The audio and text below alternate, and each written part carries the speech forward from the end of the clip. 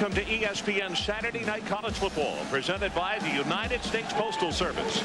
It's the 2002 BCA Classic, where tonight the Arizona State Sun Devils take on the 8th-ranked Nebraska Cornhuskers.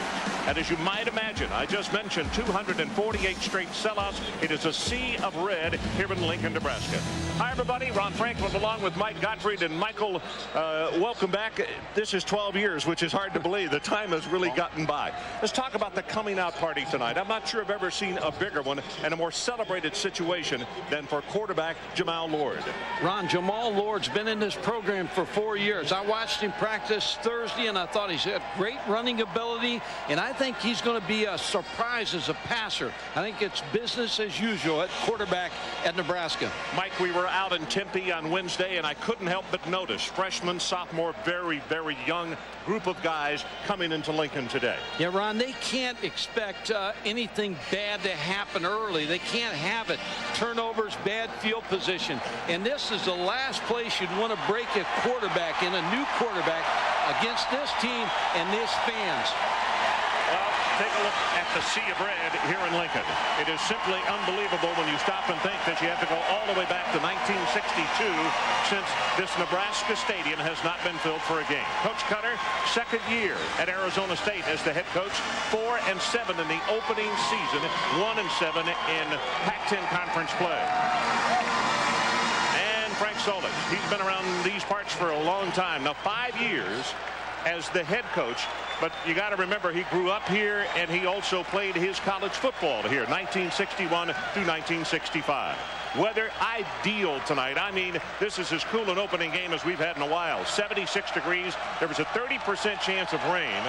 Arizona State has won the toss and they have deferred, so it will be Arizona State kicking it off, and Josh Davis is the deep man for the Cornhuskers.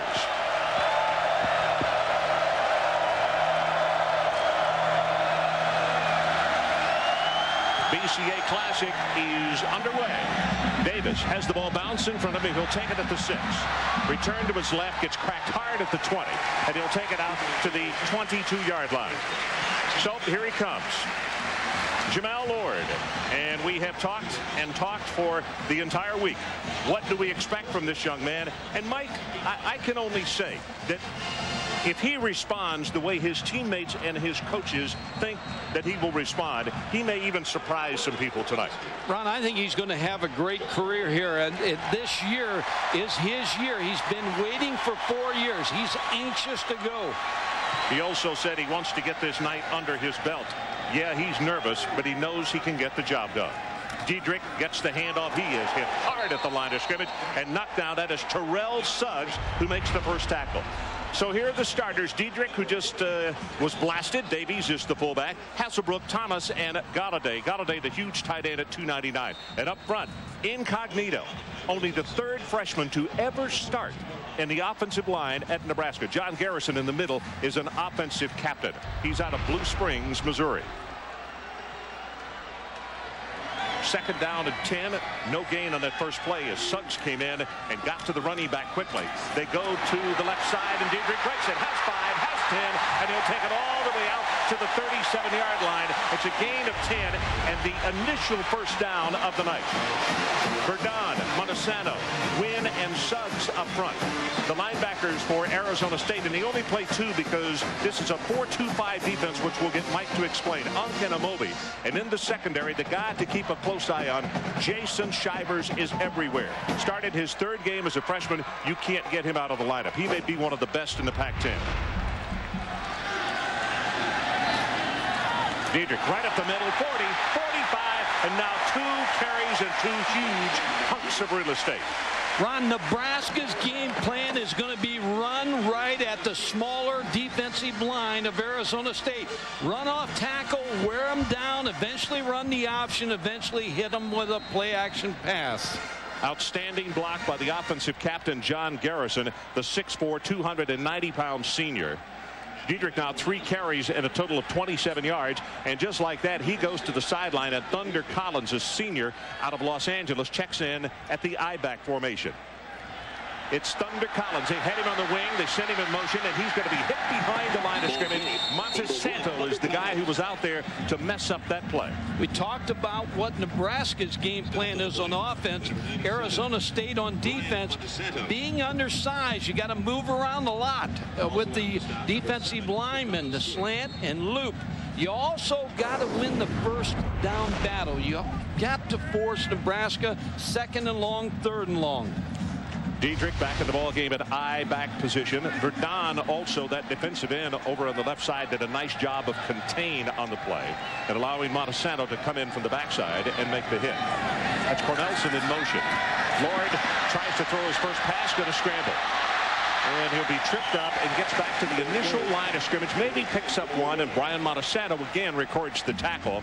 And so for Nebraska, this is one of the things that the coaches are not wild about seeing him do, but he scrambles very well, Mike. He does scramble very well. Nebraska gets some penetration in their offensive line. Jamal Lord shows you his cutting ability there to pick up a couple of yards. I'm not so sure that he didn't trip over one of his offensive linemen before he was actually tackled. So they go shotgun. It's third down, and the line to make is the 41. Pressure off the corner, zings it over the middle, has it complete, and that is inside the 30 down to the 28-yard line. Troy Hasselbrook, the senior out of right here in Lincoln, on the reception for 22 yards. If you're a Big 12 head coach and assistant coach and you're going to play Nebraska, I think you're going to see a different Nebraska team this year throwing the football. They got great wide receivers. Now, these guys can catch the football. Nebraska's basically a run offense, but they're going to throw the football this year. Mike, you also talked about in practice on Thursday that they threw to the tight ends more than you had anticipated as far as looking at game play.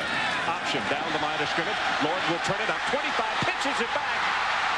And now a flag. That is going to be a forward lateral or a forward pass beyond the line of scrimmage. It can be a forward pass, but I like it because Jamal Lord shows you a decision maker on that play.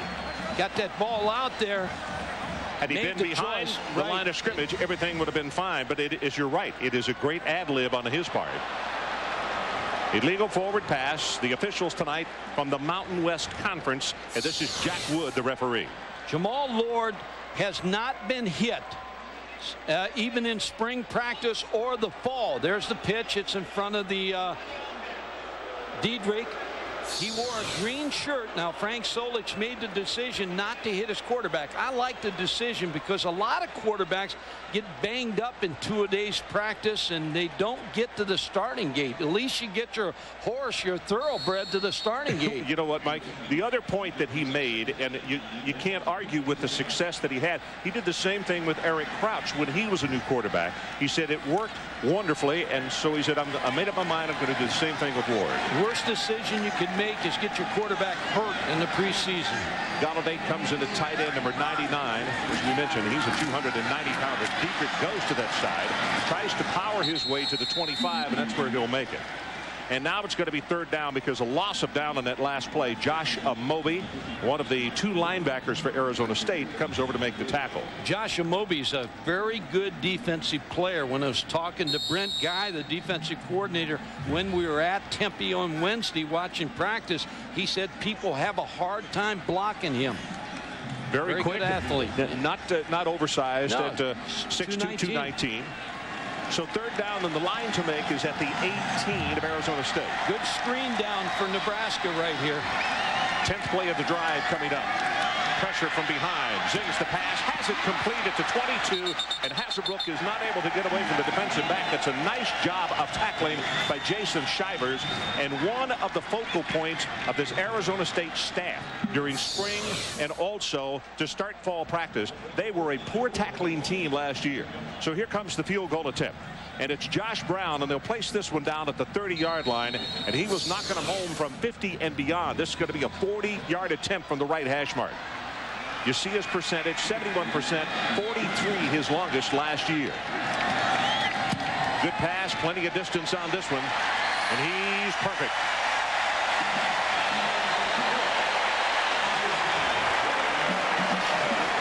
So let's take a break. 10:41 left in this opening quarter. Huskers go on top, 3-zip. Redhead out out there because they're getting ready to kick this thing off. We are back in Lincoln, where Jamal Lord has just begun to replace Eric Crouch. His confidence and the look of an experienced veteran surprised a lot of people inside here.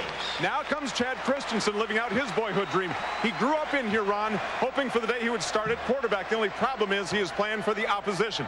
Dirk Cutter, his head coach, is concerned and nervous for him as well. He played in here, Cutter did. He saw the stars in his eyes. He tried to get him calmed down, as did the rest of his coaches, and said, we will keep the game plan simple for you. Just take a deep breath and listen to what we tell you, Ron. You know, you make a good point, and one of the things that will help the young man is just having grown up here, and he knows how excited this crowd can get. As Brown's kickoff's going to go 9 yards deep in the end zone, and Hill can't return this one. So let's take a look at the starters, the backs. Williams and Carney. Carney, a great blocking fullback. McDonald, all conference, and you got to watch him. He's stylish. Pinkert is the tight end. And up front, it is Crawford, who has been moved from guard over to left tackle. They like his talents, and they wanted him there to help out the young quarterback. So let's see what Chad Christensen can put together. And Mike, I can imagine how many heartbeats a second are going on with this young fella.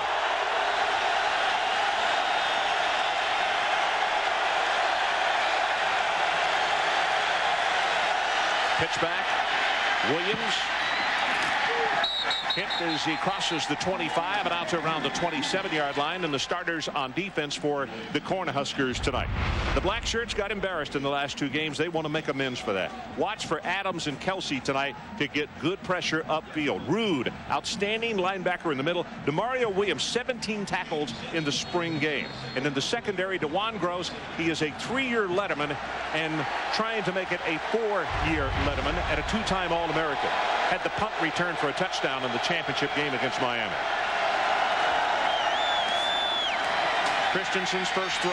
Gets good protection, wings the ball out, has it complete at the 39-yard line, and is pushed out of bounds as Sean McDonald, the gentleman we were just talking about, probably the most skilled as far as speed and ability to get open on this Arizona State team. A very good wide receiver. Christensen comes out here and makes a great throw in his first throw, Ron, to McDonald. The game plan for ASU's got to be to establish running game, short passing game to start with. Tony Aguilar, number 50, comes out over the football. Junior out of Superior. Skyler Fulton in motion, then pulls it up straight ahead with the running play. Williams, he's going to fight it all the way to the 5-yard line. Williams is not particularly big at 6 feet 200, but you can see the strength in his shoulders and his legs as he took a couple of tacklers with him that time. In talking to him Wednesday when we were in Arizona, he talked about building his legs up this summer, that in the weight room that he would break a few more tackles. Mike Christensen coming to the line of scrimmage. When you had a first-time quarterback, did you talk to him about routes he liked to throw that he was most comfortable with to get him started? You chart every pass in the fall camp, and you go to what he does best. Play action this time, and he's going to run. He steps up into the pocket, runs into his fullback, and Mike Carty is there trying to help him, and then red shirts all over the place. But he picks up the first down. It's going to be a gain of 6. Aaron Turpinning, a senior out of Salem, Oregon, makes the tackle. When Chad Christensen went into spring practice, he was second on the depth chart. This is the reason he won the job, because of his mobility, the ability to run the football. That may have been a draw play all the way. I was impressed with his maturity in our meeting that we had with him. Huge Husker fan, but when they moved out to Arizona, he became a huge Arizona State fan. Throws this pass, Mike Williams, the intended receiver, but it was Chris Kelsey who fouled the play up because he was coming so quickly. Had to throw it quick. Glad to have you with us, Ron Franklin, Mike Gottfried, Adrian Karsten, coming to you from the BCA Classic. And tonight's game, Arizona State and Nebraska. Mike, hard to believe that we are playing football this early in the month of August. 13 games for both of these teams, and that is without bowl games, or if they get, or Nebraska, if they got into the conference championship, they could play a total of 15 games this year. Draw play.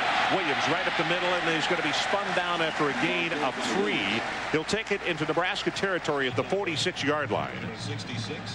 Nebraska defense, when you talk to all those defenders that we talked to on Thursday here at practice, they all talked about the last 2 games. Colorado, Miami, they were put on the spot. They wanted to come out here. Craig Bohl, the defensive coordinator, set the tempo for the entire year to play good defense. Well, the black shirts, of course, that's the defense. They just said they were sick and tired of hearing about it. And right now it's a 3rd down. The line to make is the 39. Here comes a blitz off the corner. Pass has gotten away. Incomplete. McDonald couldn't hold on. And I'll tell you, the young quarterback really suffered quite a blow on that one right there, as they had Aaron Turpinning coming on the blitz. And he's up around his head. Watch as the ball is thrown. Good blitz by number 2, Aaron Turpinning, and got to the Christensen. He didn't have a clear lane to throw the ball to Sean McDonald.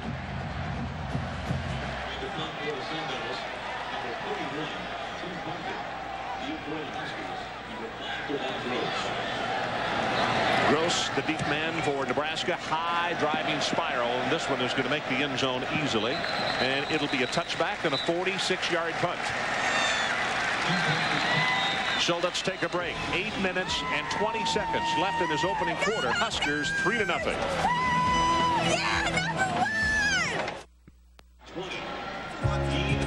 Here's a reminder, tomorrow evening, join ESPN as SportsCenter celebrates its 25,000th show. See which SportsCenter commercial is voted the best of all time, as well as special guest and features. Special 90-minute edition, SportsCenter tomorrow night, 11 Eastern on ESPN. I'm voting for Mike Tirico and the boxer in the elevator. That's my pick. You know what? I see you got ahead of me. You read that. No, I didn't read it. I'm going to have to pick my own. Counterplay, and Diedrich spins off right tackle, has a gain of about 3.5 yards. And now some pushing and shoving continues along the line of scrimmage. We talked about the weight comparison on Nebraska's offensive line against the defensive line of ASU. 268. So the plan is to dominate. John Garrison, the center, said they break every huddle with the word dominate. So that's their plan tonight, to dominate in the running game. I'll tell you what, it is fortunate, as far as Arizona State is concerned, that it is it's a relatively cool evening rather than a scorcher, because of the undersize and not as many numbers. Straight ahead with Davies, the fullback. Judd Davies will take it for a short gain, and Qua Win makes the tackle. Probably the most interested lady in the stands, that is Claudia Lord, Jamal's mom, and she has not seen him. Well, she's never seen him start, because none of us have, but has not seen him play that many games, and she knows the hype and all the falderall that's gone on surrounding this week. Last time he started, senior year in high school, Thanksgiving Day. About to go under 7 minutes left to play as they roll the pocket. Now he drills the pass, and it's incomplete.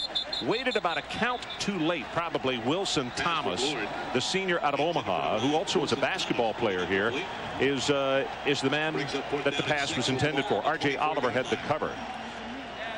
So Diedrich goes to the sideline. He's talking with his head coach. And I'm sure that even as much as they've been able to work, it's the first punt of the night for Nebraska. But the timing's not off. Totally there. Yeah. Timing's off in the running game and the passing game for Nebraska. Kyle Larson, a junior out of Funk, Nebraska, waits for the snap back at the 10-yard line.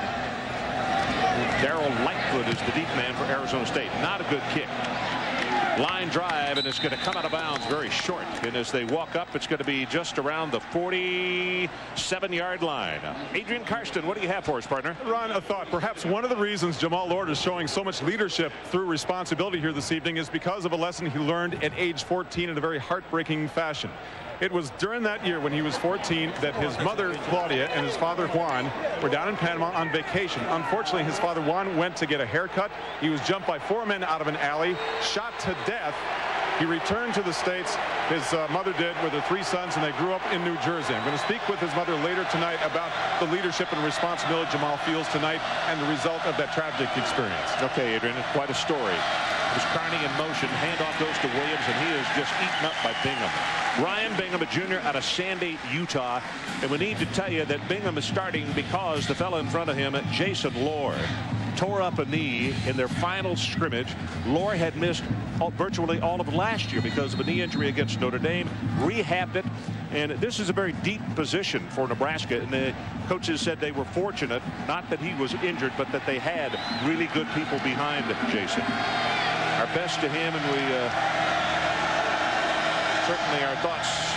Difficult situation, losing the entire year. Christensen, far sideline, lofts his pass up. McDonald, the intended receiver, and he's caught out of bounds. I like what Dirk Cutter's doing with Chad Christensen. He's given him a chance to compete. When we started this football game, we said the thing that Arizona State needed to do, not any turnovers in the first 6 minutes. Don't take themselves out of the game. Don't get bad field position. They have done none of that. So they have great field position. They just have to connect on a pass to Sean McDonald or one of those fine receivers. They also have to stay away from what they have right here, 3rd down and long. They need to take this ball to the Nebraska 43. Yeah, this is where Kelsey and Adams really will turn it loose. Breaks the tackle by Prairie, and he's going to take it for the first down inside the 43-yard line. Turpinning had a shot at him, and Aaron missed him. Gain of 8. Came at him with a blitz. Turpinning and Philip Bland came up inside. Did a good job on the blitz. It's not picked up, but here's the problem. Bad tackling, and Chad Christensen shows his mobility again. The reason Dirk Cutter picked him as the starter. You see it listed as home, Scottsdale, Arizona. Said when his family moved out there from Nebraska, they immediately became Sun Devil fans and started to going to their games. That's McDonald in motion into the short side of the field. Williams straight ahead, and not much doing there. 17, T.J. Hollowell, a junior out of Copperas Cove, Texas, is the first man to make contact with him. TJ in quite a battle with Demario Williams, who I mentioned had 17 tackles unassisted in the spring game.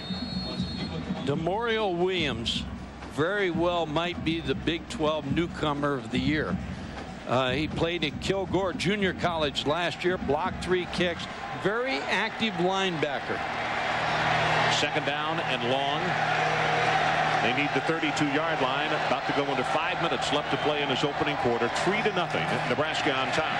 Christensen drills the pass, has it complete to his tight end, and that's Stinkard. The senior out of Thornton, Colorado, is going to take it down. Now here comes 2 late flags in. 17 yards in the pass play to Mike Pinkard. They may call this on ASU for Mike Pinkard made the catch. Remember the Miami game because Jeremy Shockey. Jeremy Shockey had a big ball game against this Nebraska defense in the man coverage.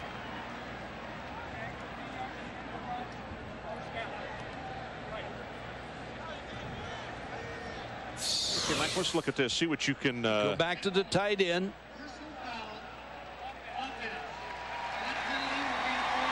End of the play. As a result of the play, Arizona State. I don't think it was in that picture there, unless he said something, or it was on Skylar Fulton, number 18, the receiver. You're going to see him at the top. Oh, okay. Yeah, plays over. Right he comes up and makes the hit in the back. And so that's the reason the 2 flags came in. So with this 1st down and 10, but they lose the yardage, and the line of scrimmage is at the 38. And Cornell Candidate, and if the name sounds familiar, yes, his brother Trung played at Arizona. He chose to come to Arizona State. He's a redshirt freshman out of Phoenix, Alhambra, and a very talented young guy. Little different build from his brother, little shorter and squattier, but he's very strong legs. You talk about a rivalry now. Arizona State. Now they'll get after it. Again, Arizona State on 1st down, not picking up at least 5 yards, and they continue to play 2nd and long, 3rd and long. Straight back in the pocket. They set up a screen to the near side. This is Candidate. Cuts it back into the middle. Breaks the tackle at the 30, at the 25, and they'll have the Sun Devil 1st down. Good for 12 yards in the play, and it's Philip Bland who makes the stop. Cornell candidate. The thing that Miami also did to Nebraska's defense, they hit them with a lot of screen passes in that national championship game. Now, this is well blocked downfield, missed tackles. Finally, Philip Bland, very good safety, makes the stop. This is a nice drive by Chad Christensen and Dirk Cutter, the coach. Speaking of that, 8th play of the drive, Mike Williams comes back into the backfield at tailback. Carney lines up at fullback. They go play action, going for the end zone. Nobody there, and this one almost intercepted. And Ricketts got turned around, the junior out of Omaha. Boy, miscommunication, or did the receiver fall down? Sean McDonald and Chad Christensen not on the same page there. Here's Sean McDonald working against coverage, zone coverage. He sat down, and I think what against Pat Ricketts, and what Chad Christensen felt like he was supposed to take off on the play. Well, as you could see, Nebraska had help over on that side for the corner, Ricketts. Second down, and they need to take it to the 15-yard line. Short drop this time, steps up into the pocket, not going to go very far. Good recovery by John Clanton, who is a backup nose tackle now, senior out of Glendale, Arizona. That's the difference in this Nebraska defense. By the coach's standards, Craig Bowl, when we talked to him, he said, we're getting more push out of the tackles, which should free up Adams and Kelsey on the outside for the pass rush.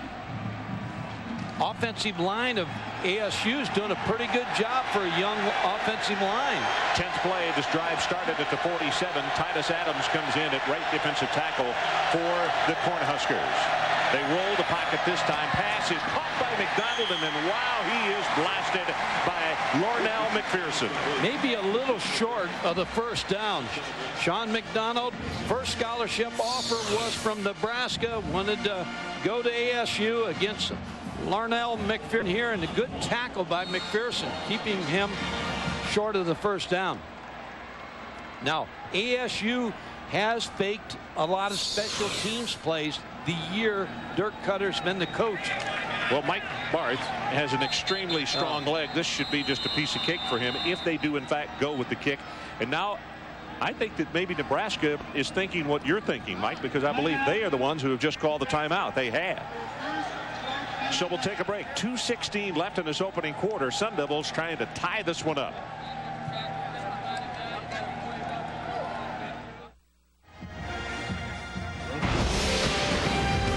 ESPN College Football Saturday Night is brought to you by Audi. In technology, performance, and design, our goal remains constant. Never follow. And Bank of America.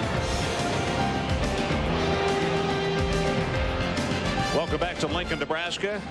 Sold out again, 248 consecutive games. In fact, you have to go all the way back to 1962, the Missouri game, when they...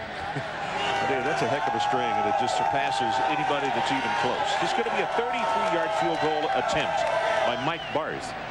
47 yards, his longest in his career. That came against Stanford, and he is trying to knock this one up. Matt Cooper, number 14, is the holder at the 23. Very solid kicker.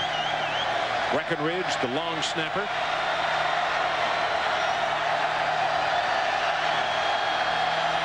Gets a good one. Ball is in place, and we're tied. 33 yards on the field goal. So with 2 minutes and 12 seconds left in this opening quarter, Arizona State ties it at 3 apiece. Chris Fowler, let's go to you in the studio.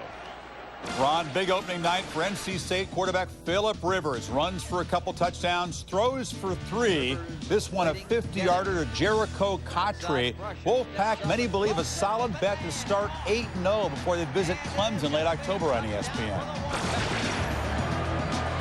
Well, Rivers had a sensational freshman year. Kind of last year was not as great, and glad to see him getting off to a good start. Really good young guy who loves the game. That's the one team in the ACC, when you look at the ACC, that might challenge Florida State. Of course, I think Florida State wins that league, but that may be the second best team in the league.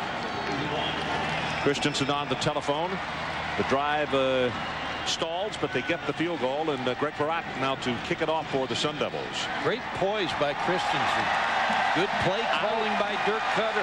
I was impressed with the way Christensen handled himself, extremely so, because as you said off the top of the telecast, this can be a devilishly hard place to play, particularly if you are a first-time starter. Josh Davis is the deep man. Very high. It looks as though this one's going to be returnable. Davis from the 1-yard line.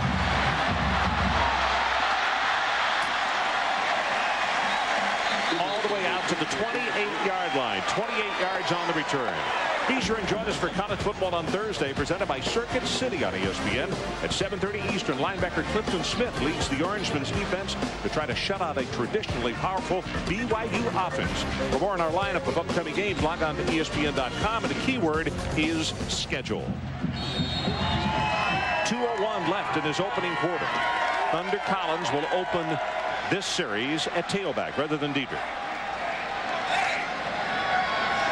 Two tight end set, only one wide receiver, and Lord, play action, gonna throw under pressure, gets by one tackler, gets by a second, and here he goes. 40, 45, at the 50, puts a head down, and he's inside the 40-yard line. Jason Shivers saved a touchdown after a 33-yard run. And Claudia totally loves it. Here's the pass protection first off the option fake. They really haven't established the option here. A nice job of getting free and gaining yardage. He had Aaron Galladay downfield wide open, but chose to run the ball and gets inside the 38. That was Solomon Bates, number 1, who had the shot behind the line of scrimmage, and Lord just left him. So from the 39, the Husker scrimmage. Fumbled snap, and this one kind of blew up from the get-go, and he's still going to get it back to the line of scrimmage. Good heavens. I don't believe it. He's going to wind up with a gain of 3 on a play that just looked totally blown up from the get-go. He's going to get better, too, Ron, because you remember he's been here 4 years. Now, it's a fumbled snap. Does a nice job of getting away. Mike, that's 2 straight tackles that Solomon Bates has had a shot at the quarterback, and he went right through his arms. And they talked about it at ASU. They wanted to tackle better. They talked about tackling and teamwork and takeaways, and that's what they stressed. Last year, they only had 9 takeaways for the entire year. Thunder Collins thunders his way to the 32-yard line, and it's going to be a 3rd down, and Nebraska's going to need about 3 yards. Alfred Williams, who has graduated. He is in graduate school out of Irvine, California, makes the stop.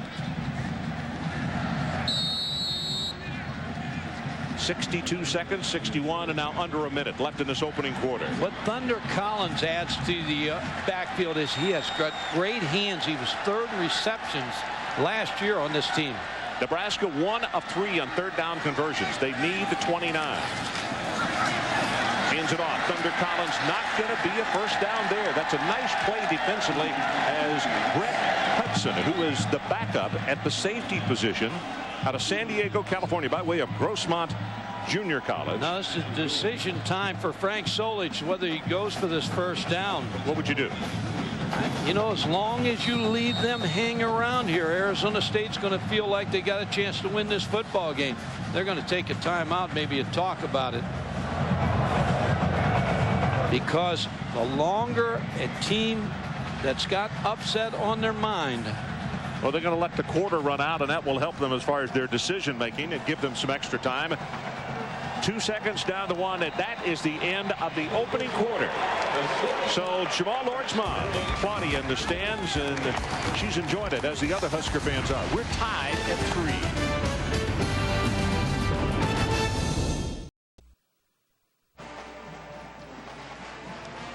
Back in Lincoln, Nebraska, you can see some clouds hanging around out there, but nothing threatening. 30% chance of rain tonight. And the situation, if you just joined us, tied at 3. It is 4th down for the Cornhuskers, and they need 3 yards to pick up the 1st. And Mike, what do you see from the sideline? Special teams, or looks like the offense? No, they're going to go for it. Again, Frank Solich is probably feeling over there, hey, we're supposed to smash this football team. We can't let this go on. So they need to take it to the 29-yard line to pick up the 1st down. Short side of the field to the right. Lord steps up into the pocket, got whirls of running room, and now he cut back and retrieved and got the first down. He had it, then he backed up beyond the first down line, and then he went forward. Alfred Williams defensively. That's a play you can't draw up, but that might be the most dangerous play in the playbook this year for Nebraska, where he fakes it, brings it down, and runs for the first down. That's where you're talking about. He almost got back out of first down range. Claudia's happy. So it is first down. The new line of scrimmage is the Arizona State 24 as we open up the second quarter. Going to two tight ends to try to get this power game going. Keep an eye on Bowling. He is very quick and good pass catching in. Option play. He'll keep it himself inside the 20, and he's down to the 17-yard line. The key block in the option is the tight end, because against the 8-man front, the tight end's got a defensive man on him, and Jamal Lord read the option very well. Interesting, at the end of the first quarter, time of possession almost even, 7:57 for Nebraska and 7:03 for Arizona State. But right now the Huskers are threatening, and they're playing probably with a down to play with, as it is second down and short. Thunder Collins, the I-back, he gets the pitch, runs into the defender, spins off, has the first down, and a flag has come down. It's going to be a face mask, and I believe it's Alfred Williams who inadvertently reached out there and grabbed his face mask. After that decision to go for the fourth down, this is they're going to two tights, and they're trying to show their muscle. Well, they're going to say it was not inadvertent. You could see Collins rubbing his nose there. They're going to call this a major. Yeah, Alfred Williams, I think it's a good call. Yeah, he realized that was a running back. Only place he could grab him was by the face mask, and he tried to impede his progress with the face mask. That's the reason for the 15-yard, or half the distance. Anytime you play an option team and they get inside your 10, you've really got problems with the option. So the ball rests at the 7-yard line. 8th play of the drive. It started back at their own 28-yard line. Nebraska trying to break the tie. The other thing is when you have a 6'6" wide receiver. Two tight end alignment. One wide receiver to the right. Collins right up the middle. Inside the 3, down to the 2. Full head of steam as Solomon Bates makes the tackle for Arizona State. Thunder Collins last year averaged almost 7 yards every time he touched the football in the running situation. 6.9. And might they use him at a different capacity? It's like the offense changes a little bit when he comes in, because Diedrich, the power runner, always lines up at the I-back. They will take Thunder Collins. They'll put him on the wing, send him in motion with a quick handoff, and do a lot of different things with him. John Clem in motion. Handoff to the fullback. Davies right up the middle at the 1. Did he score? Yes. Touchdown, Nebraska.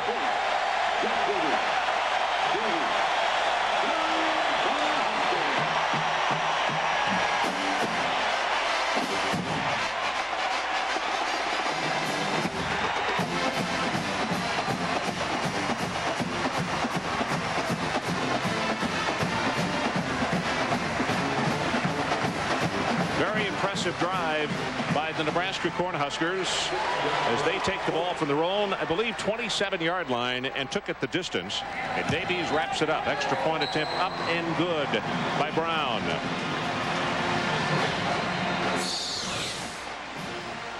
Just to give to the fullback right here to get in the end zone, Judd Davies. But remember the fourth down play. Jamal Lord, Frank Solich decided to roll the dice and go for it on fourth down. Let's take a break. Huskers by a touchdown.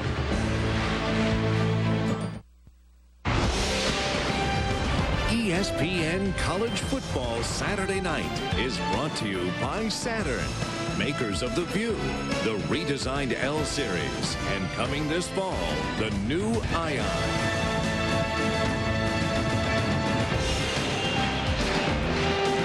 Welcome back to Lincoln, Nebraska. The BCA Classic presented by the U.S. Postal Service. I mean, a grand evening. As I said, a few clouds around. Jamal Lord on the sideline.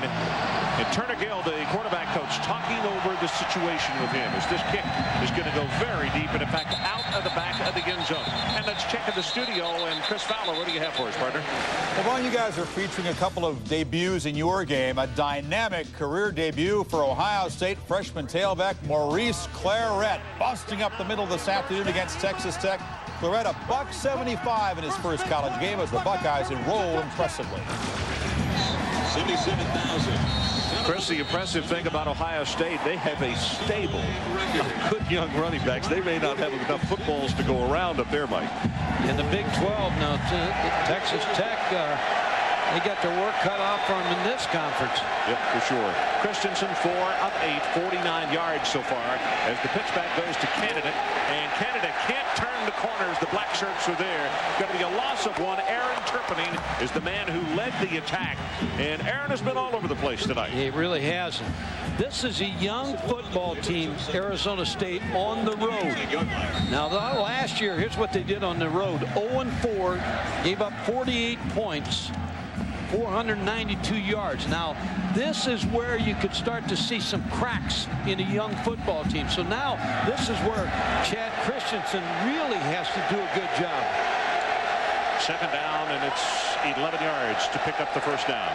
Candidate is the lone setback for the Sun Devils. Pressure coming up the middle. He wanted to set up a screen, and now he's going to have to run for his life. And whoa, does he get tagged? Demario Williams, the man we talked about who had such an outstanding spring, is the man who tattooed Chad Christensen. Before it's all said and done, Demario Williams will be a All-American linebacker here in Nebraska. As far as Chad Christensen, shown good poise again, Ron. Good decision to run that football and pick up about five yards. You're right, because the screen was not there. They had totally destroyed that up the middle. And that was the only way to get positive yards. Third down, they need the 30. Arizona State 1 of 3 on third down conversions. Christensen deep in the pocket. Here comes the pressure. Gonna run it, and he's got a lot of room. 30, 35, and wisely goes out of bounds. As several Cornhuskers were drawing a bead on him, but leading the attack was 42. Saffernak. One of the things you see is the tight end Pinkard right there dropping Trevor Johnson, the defensive end. So Arizona State keeping the tight end in protection. Again, the mobility of Chad Christensen running the football. Pretty good design to help with pass protection using the tight end. And he's a big guy, 6'5", 264. Out of Thornton, Colorado. First down at the 38.5-yard line. It off, and that was Candidate who was winged out on the outside of, beg your pardon, Akeem Hill, and he is hit behind the line of scrimmage. 22 rather than 32, and that's going to go for a huge loss back to the 32. Well, Trevor Johnson got knocked off his feet the play before, but he comes back and plays off the tackle and makes the good play on Akeem Hill. And that's not what you want to do on first down against this defense. Loss of 7 on the play. A lot of substituting by Craig Bowl here in the first half, defensive lineman-wise. Cornhuskers trying to stay very fresh, and they're playing a lot of people. Mike Carney is the lone setback this time.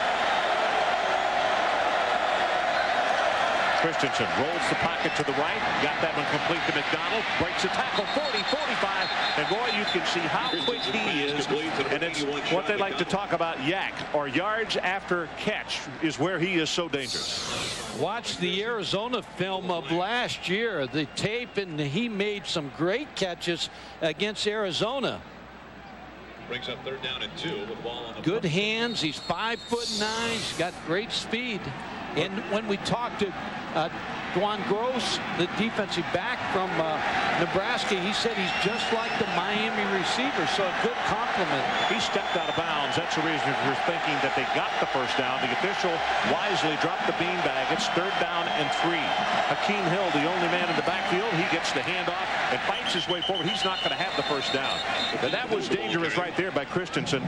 He lost the handle. He didn't hand it off. He pitched it to him as he ran by. Sometimes the good things happen on that play when you do that, but most of the time you fumble the football. So it's fourth down. And it looks as though Tim Parker is coming out, and Arizona State is not going to take a chance. No, Dirk Cutter's going to make sure if he punts this football that Nebraska is going to have to go a long distance. Again, Nebraska looking for the fake in a punt safe type defense. Remember the new halo rule. Inside the halo, 10-yard penalty. Of course, if you bump him, it is a 15-yard penalty. But this one is going to be short. Going to be picked up at the 6-yard line. And now the return is only going to go for 3 yards. And that was a very dangerous situation as Bates make the tackle on a 46-yard punt and only 3 on the return. So we'll take a break. Huskers lead it 10-3.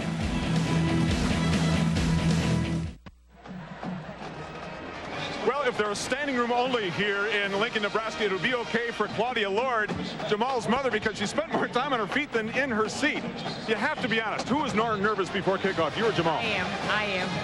Jamal is cool. All his teammates said all you have to do is wait 1 quarter, maybe 1.5, and then the country will know because there's a big secret. Well, is the secret out? The secret is he'll make it to the lead.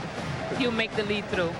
The memories of the murder of her husband back in 1995 are on one thing, but it's the motivation for her son that's come from those memories, I think. Well, Adrian, as I said, quite a story and quite a job by that lady to raise that family on her own. And I know how proud she is of Jamal and what he has accomplished and what he is trying to accomplish this year for the Cornhusker football team. Straight ahead on this handoff. Diedrich back in the lineup. You can see those powerful legs turning away. Takes it out across the 10 to around the 13. To add what Adrian's talking about, Darren Diedrich told us the other day that he said after the first quarter, everybody in America will know Jamal Lord's a pretty good quarterback. And I think he had a very good first quarter. Showed good ability running the football. I expect him to open up a little bit more here in the second and third quarter in the passing game. 6 carries, 37 yards for him. And actually, you made the point. He did a really good ad-lib, although the ball was thrown forward on the pitch beyond the line of scrimmage. But it showed good presence and athleticism, although they brought it back. 2nd down and short. Diedrich right up the middle, puts a head down, and he's close to the first down out of the 18-yard line. That's the other thing we saw all week is coaches and players had tremendous confidence in Jamal Lord. They didn't even doubt for a second that he'd be an outstanding quarterback. No, you're right. In fact, we didn't find one dissenting vote, and we're not hedging there. If there was one, we'd tell you. No, and they meant it. Yes. I mean, you would ask them the question of how about your quarterback position? Because I think that's the national perception. 3 things. 1, the last 2 games, how they finished. Texas and Oklahoma rising to power, and the quarterback question mark. That's why national people have them down. Shotgun this time, but he puts it in the stomach of his running back. And that's going to be Montesanto who steps up and makes the hit.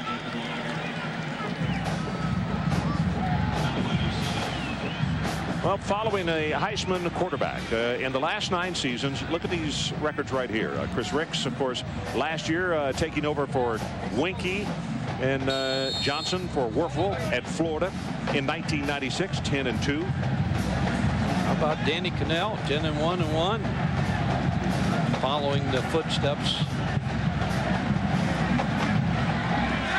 2nd down and a long situation for Nebraska. We've gone under 7.5 minutes left to play in the second quarter. Under pressure, steps up into the pocket, spins around, gets behind the blocker, and now hits for the sideline. And when he's in the open field, trust me, he has the advantage. R.J. Oliver finally knocked him out of bounds, and there is a marker down. And he showed toughness there. Now, he could have gone out of bounds, and Frank Solich probably just grabbed him and said, get out of bounds, and don't take that defensive back on like that. Now, let's see what the call is here. Personal foul, dead ball against Arizona State. So that penalty is going to be tacked on from the 29.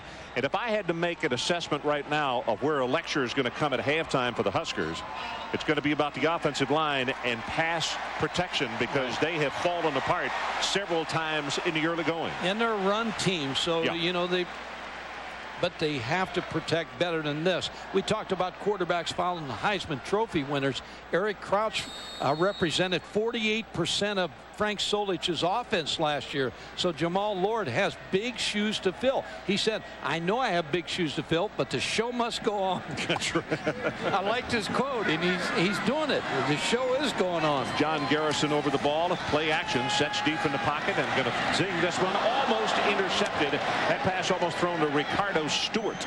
Yeah, Ricardo Stewart, he hit him in a bad spot right in his hands. And he's not a linebacker. He's a safety. So that stops the clock. 7:07 left until halftime. Nebraska on top 10-3. When you look at that starting secondary, you talk about Ricardo Stewart, all sophomores in the backfield in the secondary. This is a team in transition, a very young team that's going to be a good football team. Back to throw. Throws the slip screen to the short side of the field. It is complete. Wilson Thomas, and he's hit immediately by Stewart. And that's a nice job defensively by the Arizona State Sun Devils. And you could tell that they were not fooled in that play at all. Well, you can see here's Nebraska right here. John Clem wide open. You have a rule when you go up as a quarterback. Maybe Nebraska, maybe not, because they're not a passing team. They're more of an option team. That if you have an uncovered receiver, just throw the football out to him. John Clem could have ran forever. Ross Pilkington checks into the lineup, number 2 at wide receiver. Young man who is listed as a freshman, played 2 years of minor league baseball. Breaks one tackle, going to try to take it on his own, and this time will not get by Terrell Suggs, who made the opening tackle of the ball game. And to my knowledge, that's only the second tackle that he has made. Also, Stewart is the man who missed him. Go back to the decision by Dirk Cutter when he had 4th and 1 to punt the football. That's why you punt the football, because you figure Nebraska has to, with a new quarterback, has to go a long way to beat you. So a good decision by Dirk Cutter. All right, now we'll remind you again of the halo rule. On the last punt, it did not really apply, but let's see if we have a situation here. As Larson stands back to punt, Darrell Lightfoot is the deep man. This is a high driving punt. I don't know if he can get to this one or not. No halo out of bounds over there, but it was a heck of a kick. And that's going to be spotted out of bounds at the 15-yard line. That's a 41-yard boot, putting Arizona State in poor field position with 5:38 left until halftime. And we'll take a break.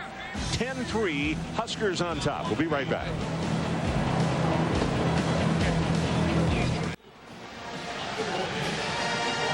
Welcome back to ESPN Saturday Night College Football, presented by the United States Postal Service. It's the 2002 BCA Classic. I'm Ron Franklin, along with Mike Godfrey and Adrian Karsten from Memorial Stadium in Lincoln, Nebraska. The Huskers lead it by a count of 10-3. Mike, a little bit out of sync as far as the offense for Nebraska. Tell us why. I think both passing games, because all of a sudden the one thing you can't coach is a scramble, and Jamal Lord is scrambling a bunch here in the first half.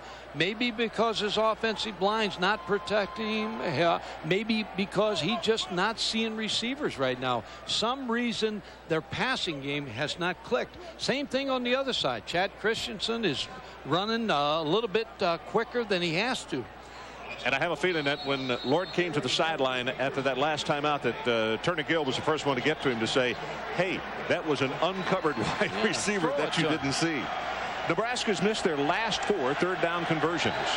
But it's good field position if you are the Nebraska defense. And the Sun Devils on their own 15-yard line. Tough situation for them. Pressure coming from the outside. Christensen does the wise thing and just throws this one away. That was Des Moines Adams, the right defensive end, who was really coming after the quarterback. Des Moines Adams right here. First semester, he passed only 8 hours. He graduated in 3 years. Here gives good effort chasing Chad Christensen. That's what they have to have more of this year out of Kelsey and Adams. A little more pressure on the quarterback. Sure makes that secondary a lot better, doesn't it, Michael? Mike Williams is the tailback. Christensen, pressure from the backside. Better be careful. Gets this one away and has it complete. And that's Lightfoot. Daryl Lightfoot will have the first down and was down before he went out of bounds all the way to the 30-yard line. McPherson made the tackle on him. I give Chad Christensen an A here in the first half. Stands in here, steps up in the pocket, looks at his receivers, finds Daryl Lightfoot and the backside working against McPherson on a curl route wide open. Let's also give credit to Adrian Ayala, the sophomore out of Ventura, California, the right tackle. One shove at the last moment kept Kelsey from getting to his quarterback. Christensen is now 6 of 11 for 77 yards. From the 30. Here comes Kelsey. Holding is going to be called, and they will sack him. Now, Mike, let me ask you, do you take the sack or do you take the penalty here? Because he tackled him. Yeah, that little push you said a little bit ago, Ayala got caught holding Chris Kelsey here. Let me turn this down. I started to say, I think I would make it the... No, they're going to take it. They're going to take it. Here's the play, and this is big-time wrestling right there. Chris Kelsey, pretty good defensive end. So, Adrian, I praised you just a moment ago, and then you come through and get a holding penalty. But you can see Kelsey and those big defensive ends, and boy, he is a tough stud. We visited with him day before yesterday. Offense. 10-yard penalty will be enforced from the previous spot. Remains first down. So they probably picked up 5 yards, and Arizona State still keeps first down. So it's first down at 20. They need to take it all the way out to the 40-yard line. Under 5 minutes to play in this first half. That's McDonald in motion from the short side of the field back over to the open side. And it's a draw play, and it is candidate. And this time, the black shirts are right there to figure this one out. One of the first men there to make the tackle, T.J. Hollowell, the junior out of Copperas Cove, Texas.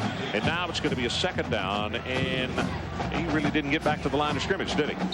Dirk Cutter right now has a decision to make now with his young quarterback, because as this second quarter winds down here a little bit, do you take a shot right here? Because Nebraska is playing for a turnover right here.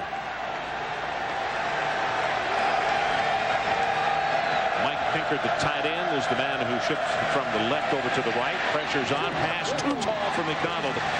And at 5'9", a difficult catch for him. And Chris Kelsey again putting pressure on the quarterback, Chad Christensen. Now they're going to have to help Adrian Ayala against Chris Kelsey.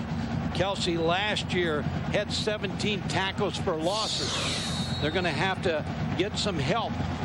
Now they tried to get Pinkard on him on that play, and he beat him inside. Start to say quickly. Pinkard did not take a quick step inside, and Kelsey then had the angle on the quarterback, and the reason that he pressured. Third down, they need to take it all the way out to the 40-yard line. They're putting the tight end on Kelsey's side. Here comes the blitz up the middle as they roll the pocket to the right. Inside pressure now going to be hit, and he's sacked. And it is amazing that that young man was able to hold on to the football. Folks, he was going around like a pea in a whistle. He got hit by 4 different folks. Yeah, Mike Pinkard, they lined him up on Chris Kelsey's side because they're having problems. Now he does block him, and then they chip with Mike Williams, but on the backside they get pressure. Wow. Titus Adams is the man who disrupted the whole thing. He's the first one that came through. And then Kelsey and Adams. And again, Aaron Turpinning is there. This punt will come from 3 yards deep in their own end zone. Parker waiting for the snap. Gross is the deep man, and a line drive kick. Gross has to run away from it, and now it takes a huge Arizona State bounce. Good heavens, this thing is going to be monster when it goes into the record books as far as long for the season. 53 yards, and that certainly is in this young season. 3:03 left until halftime. Huskers by 7. We're number one. Yeah. We're number one. Yeah. Welcome back to Lincoln. 10-3. Nebraska leads it. And Mike, they got 3 minutes and 3 seconds left in this first half. What would you do if you're Frank Solich? Well, Frank Solich needs a big play, some big run or some big pass play. We haven't seen Wilson Thomas a part of the game plan here in the first half. Number 9, the 6'6" wide receiver. Thunder Collins is in at the I-back this time. It's Hasselbrook in motion. And here comes the option to the open side of the field. Going to hold on to it, and he is being dragged down at the line of scrimmage. And let's check in with Chris Fowler. Check. At the Eddie Robinson Classic in Kansas City, Florida State's first drive of the season, a very impressive one. They mixed the run and the pass. Greg Jones the workhorse, but Nick Maddox gets the touchdown run. 7-zip over Iowa State midway first quarter. Okay, Chris. Mason Unk back in the lineup. He was injured on the very first series. He is the starter on that left side, and they have missed him because he is a very active player. He's a senior, already graduated. Keep an eye on him. He got dinged. Obviously, the doctors think he is okay. Running play, they come right at him, and the ball carrier is going to be driven back, and one of those on the tackle, you see number 52, along with Alfred Williams, getting up off the stop. Now, this first half, Arizona State has done a great job. So there's a timeout, 2:15 left until halftime, and we'll take it with them.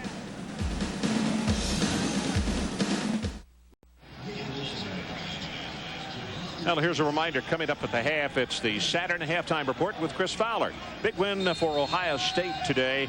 NC State quarterback Phillip Rivers in action. Boy, did he shine. And also the Giants and the Jets in NFL preseason play. So we got 2 minutes and 15 seconds left. It is a third down, and Nebraska needs to take it to the 36-yard line. Wilson Thomas in motion. Pressure off the corner. Lord wanted to set the screen. They smelled it out. Now he's going to try to run, and he is tripped up back at the 17 by Ricardo Stewart. It's almost like Arizona State. Brent Guy, the defensive coordinator, was in the huddle and knew they were running the screen. Very good reactions by the linebackers. Mason Unk, as soon as they smelled screen, they backed off.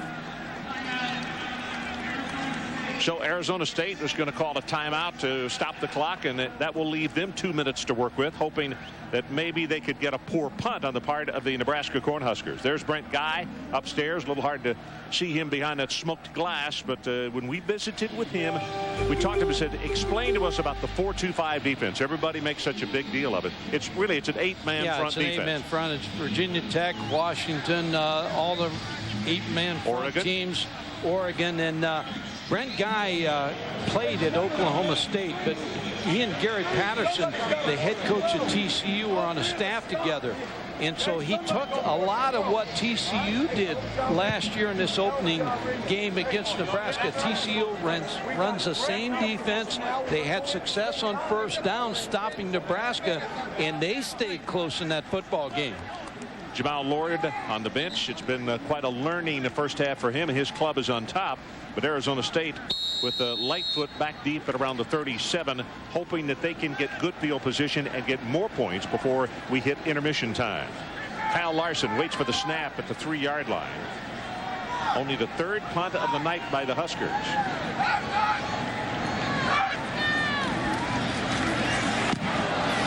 And this is a driving spiral, very returnable though, and Lightfoot from the 31-yard line cuts back into the sideline, and whoa, I say very returnable.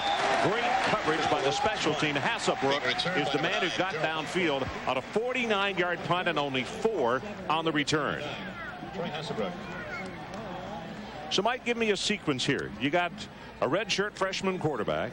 Hard to take a chance, but you know they really haven't tried to get on top, and if they could get man coverage against Nebraska, do you take a shot downfield on this one? Yeah, you really do. You work McDonald on this series, and you got one timeout left. You got 1:48 on the clock. You got to turn it loose here. Nico has come in at right tackle, replacing Ayala on this series. Nebraska shows blitz in the middle. Do they stay at home? Yep, they do. Pressure off the corner, and they throw back out to the boundary. That ball overthrown. Hakeem Hill, the intended receiver. Intended for number 22, Hakeem Hill. The way your defense is playing sometimes has a great deal of effect on how you call the game. And right now, for Arizona State, their defense is controlling Nebraska. So you take some shots now. Andrew Walter in the ball game at quarterback. He's more of a drop back passer that stands in the pocket. He's also much mobility. Very tall. That's 6'5", 219 pounds. And they said, don't read anything into it. We are going to play him in the ballgame in both halves. Pressure on the backside, gets it away, and it is caught by McDonald. Nice job of coming back on the football. He'll have the first down, and the clock shows 1:36 after a 13-yard gain. Boy, Kelsey almost destroyed that play. Good throw by Andrew Walter, who last year played quite a bit for Arizona State. He was 38 of 86 last year. No, they're set to go. Clock running at 1:30. Quick pass to the sideline. Has that one complete. Again, it's McDonald, and he is shoved out of bounds by DeJuan Gross. Let me tell you something, Ron. Field goal kicker of Arizona State can reach a long way. Well, Nebraska not ready, and he takes the snap and throws it into the ground to stop the clock with 1:13 to play. Good thing that was the play, as the Huskers had not even gone into a three-point stance along the defensive line.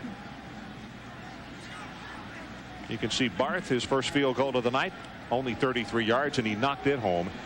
His career long is 49 yards against UCLA, but Mike and I saw him kick from 55 yards in the pregame warm-ups today, and it didn't seem to be a big chore for him. In fact, this is the goalpost that he was kicking at. He don't really have enough wind to make it an important thing as far as if they get a long-distance job. 3rd down and 3. Pumps it once, going to go on top, stop and go, and well, McDonald and possibly Taplin not on the same page with the quarterback, so it's going to be 4th down and 3 now.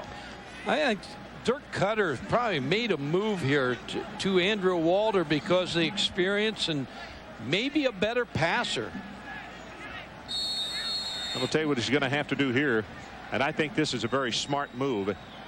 That's right. You can't give Nebraska the football if you don't make it at their own 43-yard line. No, not with 1:08 and 2 timeouts left.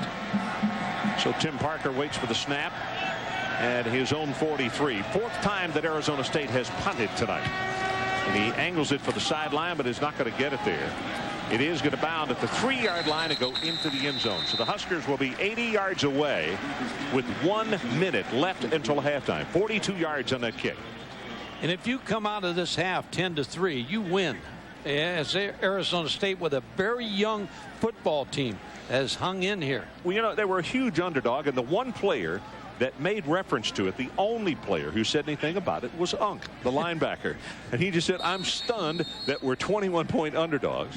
And so we thought, well, but he knew what he was talking about. He said, we've had a lot of cohesiveness, and that our defense is all together on the same page. He talked about the crowd, and he said all those people in red, they can't play. He said it's 11 on 11. So Thunder Collins, again, the I-back, lining up behind Judd Davies. Play action, and he's going to reverse it out. Looking downfield, through it. Whoa, he got away with one there, almost intercepted. Bowling is who he wanted, but he stared him down and then threw the football. Jason Shivers, an All-American type safety, who led this team in tackles last year with 89. Mike, I love this kid. What an engaging young man. He's only a sophomore, but he was thrown into the fray the 3rd game his freshman year at a very difficult position, playing that safety spot. And when he came in to talk to us on Wednesday out in Tempe, he's really a lot of fun. Straight ahead, Thunder Collins. There's nothing there as Ricardo Stewart will trip him up. That's 5 tackles for Stewart now. Clock runs with 44 seconds and is stopped, and a timeout has been called, as Nebraska has just not been able to get anything going this quarter offensively, with the exception of that one long drive. No, and ASU is calling the timeout, so they want this football back one more chance, and with 44 seconds to go. Jamal Lord has had a first half of very good runs, broken plays, threw the ball a couple times well. Here's a big long run in the first quarter that they made. Here's a pass. They have not thrown the ball very effectively in this first half. Let me give you these numbers, Mike. Jamal Lord completed his first 2 passes for 25 yards, and since then, 1 of 4 for 1 yard. He's not either. The problem is the pass protection, or he's not letting things develop in the passing game. Becoming impatient. Yeah, and that happens for a young quarterback. All of a sudden, you get on the field, the picture's not the same as when you were practicing. It's moving a little faster. I'll tell you what, that's one of the things I was impressed with this afternoon in watching the young freshman running back up at Ohio State. His picture was good. Extreme patience for such a young player. He had a Fuji moment. Claret really put on a show. 3 touchdowns. 3rd down conversions. The Huskers only 1 for 6. They have missed their last 5. And they need to take this football to the 30-yard line if they're going to keep this drive going. Option play. 25 to the 30. Has the first down. Gets out of bounds. Stops the clock. And it's Shivers who was there to push him out of bounds. Kind of a jam to the face by Shivers there. Watch the tight ends block on this side as they come to the short side of the field. That opens it up for Jamal Lord. Also a good kick out by the fullback Judd Davies on the play. And with that, they have the first down. The play took only 5 seconds. We have 39 ticks left. And still not Nebraska seen anything there, Ron. Comes out here with 3 wide receivers to the left. So we'll see if they go on top and try to pick up a big play. Pressure is on Lord. Not going to have time to throw. Then gets whacked from behind by Montesanto. Nick Johnson, I beg your pardon, 88. Terrell Suggs is the man who caused the play to go awry. That play broke from the time they snapped the football. Poor pass protection there. I don't think Frank Solich has said, let's just let this clock run down and let's go to the locker room and be happy that we're up by 7 points. 8 seconds down to 7.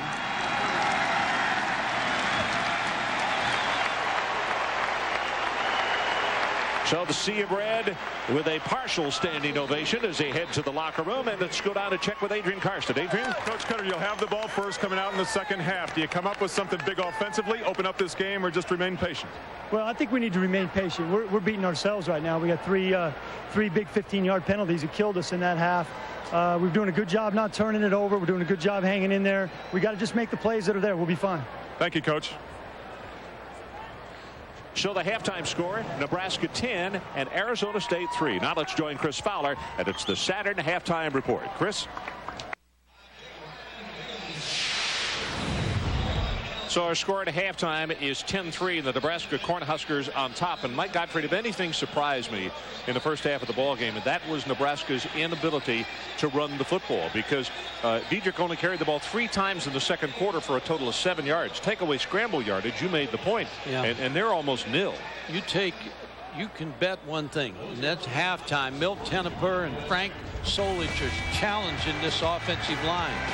This is the 4th down play that led to Nebraska's touchdown. Jamal Lord on a scramble. And again, it's been a game in the first half of scrambling with the football.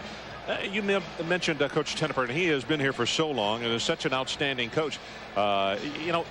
Is Jamal also not helping the situation by being impatient and trying to run too quickly, or is it because the defense is just breaking them down? I think a combination of both. And I think sometimes quarterback it's not in sync right now. The offensive line is definitely getting beat by Arizona State. Let's go down to the sideline to check with Adrian Karsten. Adrian, what do you got for us there, big guy? A very tight-lipped Dirk Cutter who coming out at halftime. I asked him why the quarterback changed at the end of the first half. He said, just trying to win the game, buddy. Just trying to win the game. I said, all right then, who starts in the second half? He said, just trying to win the game.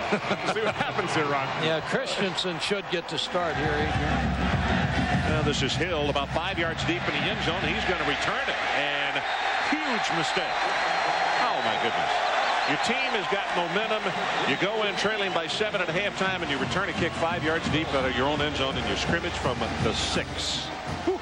Not good. I think the switch in the quarterback was because Andrew Walter had a stronger arm, and they wanted to throw downfield more. But I think Chad Christensen, you got to be pleased with him in the first half. I think a quarterback has been born in the first half here. for ASU in the future. Mike Williams is the tailback, and now they're getting one player on very late here. And a flag comes down. Yeah, they're not starting this half like they started the first half. Well, Carney is normally the fullback, and it was Talbot who got out there late.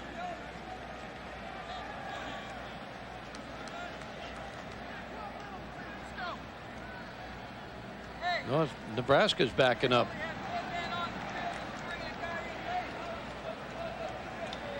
Illegal substitution.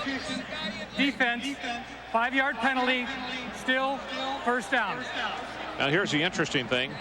Nebraska got called for the illegal substitution, and now Carney, the fullback, comes running on, and Talbot came off. And Talbot thought he was the guy that had caused the penalty, but that was not the case. So it's a 5-yarder, and it moves it out to the 11-yard line. So a little bit of a reprieve here. The thing that Arizona State has not done is not turn the football over.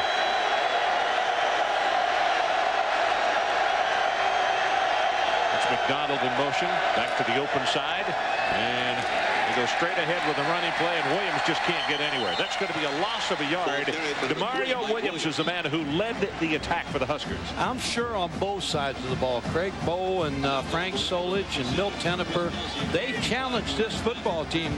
You're coming off 2 whippings, Colorado and Miami. Is the mystique at Nebraska gone? And I think that's probably a halftime talk. Hey, we got to show something here in the second half.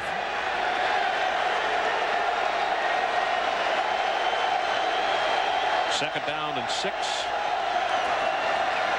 Straight in the pocket this time. Christensen breaks down, throws it very dangerous. That could have been intercepted. Ricketts was right there to get a hand on that one. And the youngster almost made that fatal error of staring him down just for 1 tick too long. Yeah, they're bouncing around a little bit more. Pat Ricketts on pretty good coverage. He sees the curl route by Sean McDonald. He comes up with his right hand and deflects the football away. Good coverage. They're trying to get Sean McDonald on Ricketts and not Gross. Third down. Christensen has missed his last 3 attempts. Nebraska showing blitz. And they stay at home. Stunning inside. Pressure going to be hit. Is he in the end zone or is he at the goal line? They're going to say at the 1-foot line he was tackled. It is not a safety.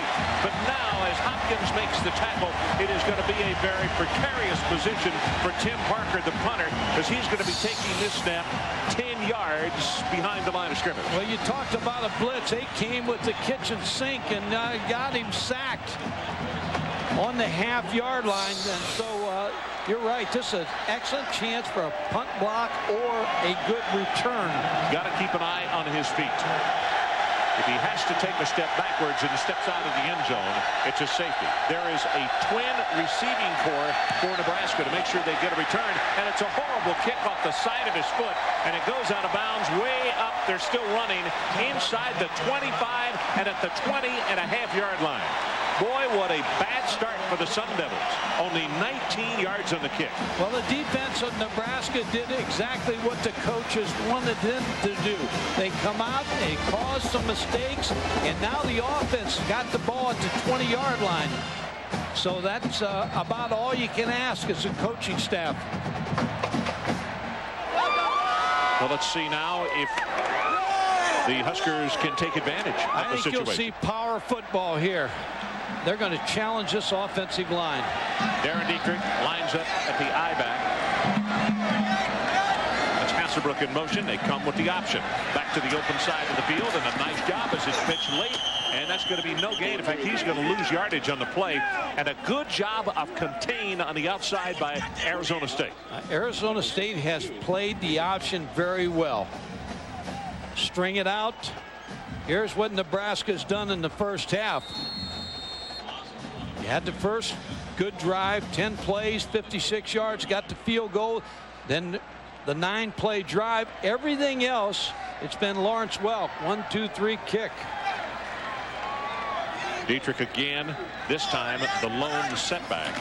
and they'll give it to him right up the middle. Breaks off a tackle, 20, 15, and close to the first down at the 10.5-yard line. John Clem with an outstanding block, and it's a gain of 12 on the play. See, I think this is what Nebraska needs to do right now, is just punch it out. Go at him with a power game. A missed tackle right there really hurt Arizona State. Solomon Bates. Solomon's had a difficult time all night. And we go back to what we talked about at the top of the telecast, and that was one of the punctuation points of preseason camp, and that was to be a better tackling team, because last year the Sun Devils were a poor tackling team. Fullback Davies, right side, he'll have the first down. He has the only touchdown of the game, and now a little extracurricular activity going on downfield, and glad there were no flags thrown. Davies did a good job of keeping his feet and picking up extra yards on that play. Not much movement again. Montesano, Verdon, Wynn, and Suggs, the front four, have controlled the line of scrimmage. Jason Shivers and Wynn combining on that stop there. Shivers is an excellent player out of the secondary. First and goal, Nebraska. They take it to the left. Oh, does he get hit at the line of scrimmage? Did the ball come loose? Didn't see a beanbag go down, but the players were scrambling like they thought it was loose, and it's Alfred Williams who made the tackle on the quarterback, Jamal Lord. You know Darren Diedrich is just asking for that football. Here comes the option again. Arizona State again. Solomon Bates does a good job to get penetration up the field, force the option to cut short and make the quarterback Lord go up inside. Interesting thing, the guard got pushed back into the play, and that's what disrupted the flow of that offensive set. So it's going to be second down and goal, and the new line of scrimmage is at the 9-yard line. 8 tackles tonight for Alfred Williams. Remember, Thunder Collins is a good pass receiver, good hands. And they put him out in the flat. The ball hit and knocked down at the line of scrimmage, and that's Mason Unk. Boy, Mike, since he has come back in the ball game, he has really been a difference maker. Got dinged on that opening series, had to go to the bench, and they let him come back in, and you see why he's the starter. When we talked to him, he said, that's the reason I came to ASU, to play in big games. There's the deflection with his left hand. I'm still waiting for Wilson Thomas to get loose in the passing game. He's 6'6", a basketball player here at Nebraska, and a very fine receiver. So it's third down and goal. And let's see if they go for that gentleman you're talking about. We see in the screen, blitz right up the middle. Lord, light touch, wide open, touchdown Thomas.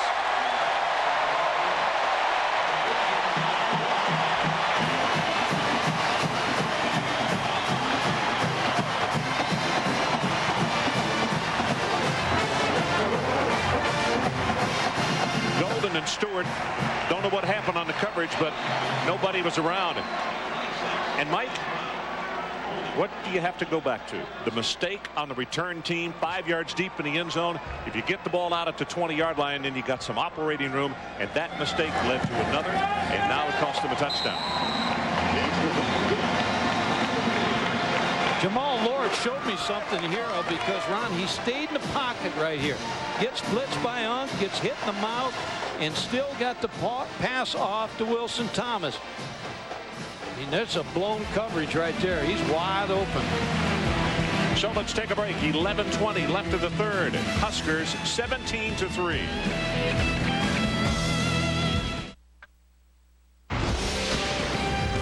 ESPN College Football Saturday Night is brought to you by Quaker State. For performance you can count on. Quaker State. Stay tuned.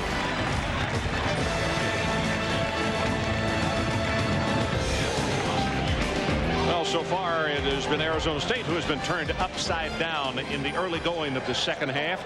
17-3 as the Huskers take advantage of an unwise kick return that only went to the 5-yard line and then a poor kick.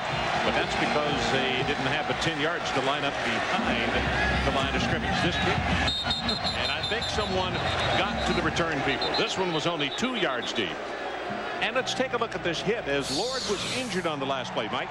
He gets pressure from Unk, the linebacker, and he hits him and goes down. Looked like his right leg.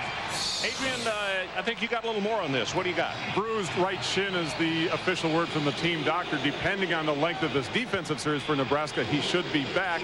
But again, Coach Solich wants to pare him back a little bit. He said maybe he got so impressed with him in the first half, he let him kind of dictate what he wanted to do by himself, so they want to pull him back a little bit on his offensive game plan. Okay, that's not surprising because Mike was talking during the timeout. He thinks those two I-backs would love to just hammer it away at Arizona State and stop throwing. Straight back to Williams, and he's hit after a yard gain. Hollowell, one of the first men to get there, number 17. When you look at a football team, there's an old adage that all the old coaches used to use. You're as good as your senior class. There's 6 seniors on this Arizona State football team. 5 play regularly. So you get your leadership from your seniors. So this is a time right now that you're challenged by this football team. Leaders have to develop right here because this is a tough time. You're down 17-3 and you're on the spot. Yep, you're going to find out what you're made of right here. Because now down by 2 touchdowns. Christensen sets in the pocket, gets this one away, threw it too hard and too low to Pinkard, and it will go incomplete as Des Moines Adams was coming from right defensive end applying pressure. You know, we talked about the poise in the first half.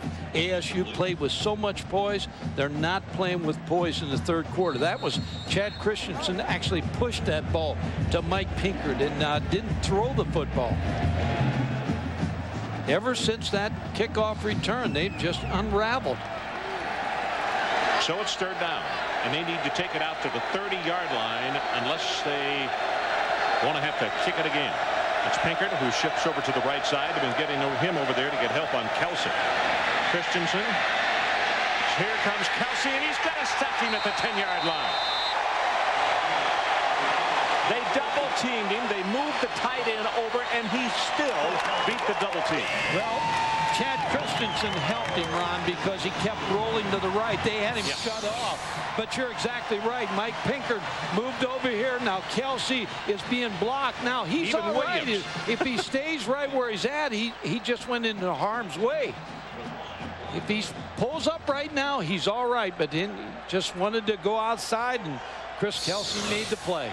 Well, that last kick, 19 yards. His first punt of the night, though, was a beauty at 49 yards. Pressure coming up the middle, and they block it. Picked up at the 6-yard line, and touchdown, Nebraska. Des Moines Williams.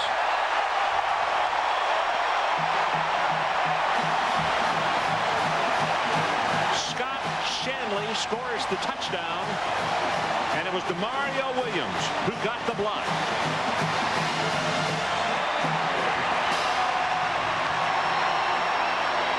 There's a knack of blocking kicks. He blocked 3 in junior college at Kilgore, Texas. Well, we've only played 5 minutes and 22 seconds of the third quarter. What a difference a halftime and a visit with the coaches makes. Extra point by Brown is up, and it's good, and let's take a closer look at it. Mario Williams gets that right hand out. He took it off the kicker's foot.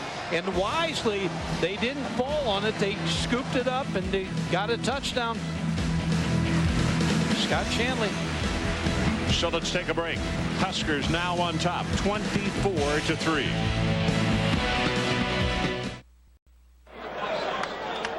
Huskers on top by 21.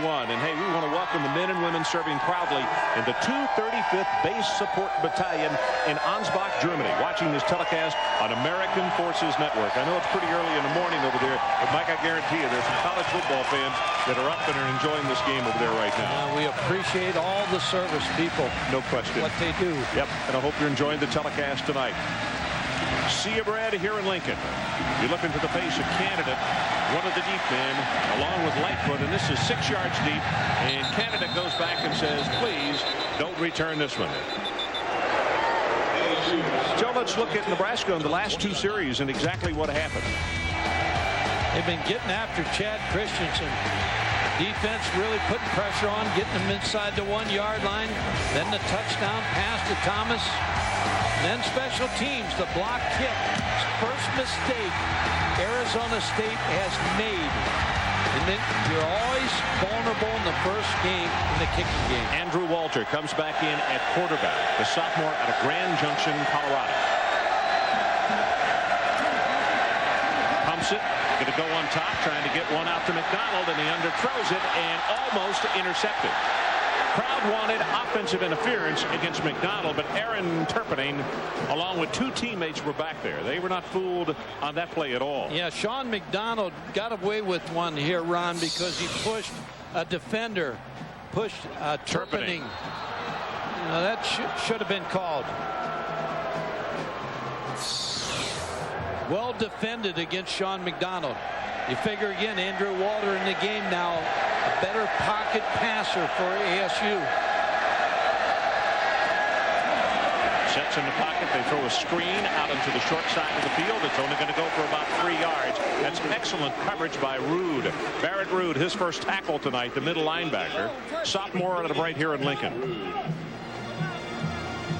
Now Barrett Rude, pretty good football player for this Nebraska Cornhuskers. Christensen on the sideline looking on. And as we said, the coaching staff said before the ball game, don't read anything into the fact that Andrew Walter comes in the ball game, because we're going to play both quarterbacks. Third down. They need the 30. Pressure, backside, hit, fumbles the ball. They got penalty flag down. He may have been offside. Hopkins is on the football. And now let's check the marker, as Mike said. I think it's offside. Tried to time it up, but I think he got a little anxious. By Lenny Hopkins. Penalty flag on the play. No, you're exactly right. Offside on the defense. Lanny Hopkins, number 40, just tried to time up the snap. You see him right here. Just a little bit too soon. That's why the tackle couldn't block him.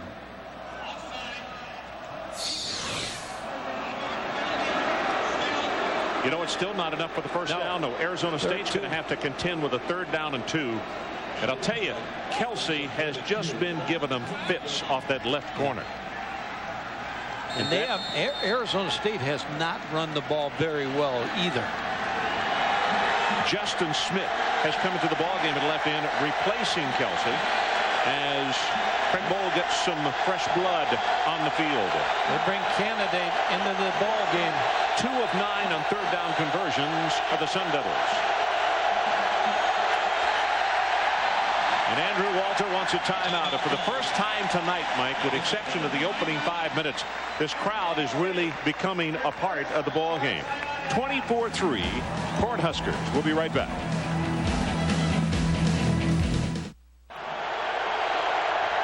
Well, tonight's Aflac trivia question: which is the only team to win a national title the season after losing a Heisman-winning quarterback? We'll have that answer a little bit later on. Crowd again trying to be a big part of it. 3rd down, 2.5. They need to take it to the 30-yard line.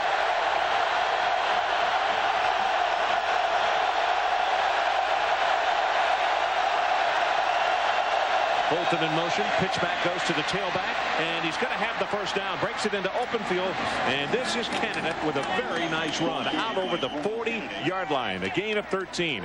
And credit Drew Hodgson with an outstanding block on the play, number 53. Good play call, too, because it looked like it started to be a toss to the right in a misdirection play to the left side. Candidate, a pretty good running back. Hodgson block and takedown. Doesn't matter. They got a first down. That's exactly right. New line of scrimmage out at the 41. Again, they put Pinkert in motion and put him over there on the right side. Pass out in the flat, and it is caught by McDonald, and he almost broke out of the grasp of Ricketts. And that's where, as we mentioned back in the first half, McDonald is so very dangerous. It's the yards he gets after he catches the football. And they're really trying to keep him away from Gross, the All-American corner for Nebraska, so he's working on the other side. Coaching staff said the great thing about McDonald is he can play all 3 positions. And he is a junior, I beg your pardon, but yet very mature and knows his offense inside and out. Goes to the bench for a breather.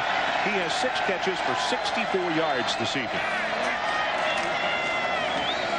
Williams hit behind the line of scrimmage, going to be knocked down for a 2-yard loss, and it's Trevor Johnson, a junior out of Lincoln, coming over to make the tackle on him. Mike Williams hasn't had any running room at all tonight. 8 career touchdowns. His offensive line has not been able to open him at all. There's no place for him to go there. All the Nebraska players stand square to the line of scrimmage. No hope. Williams had to come over to the sideline because he lost his shoe when he was tackled. And the lone setback behind the quarterback is Mike Carney, the junior out of Kent, Washington, the fullback. And he's a blocker.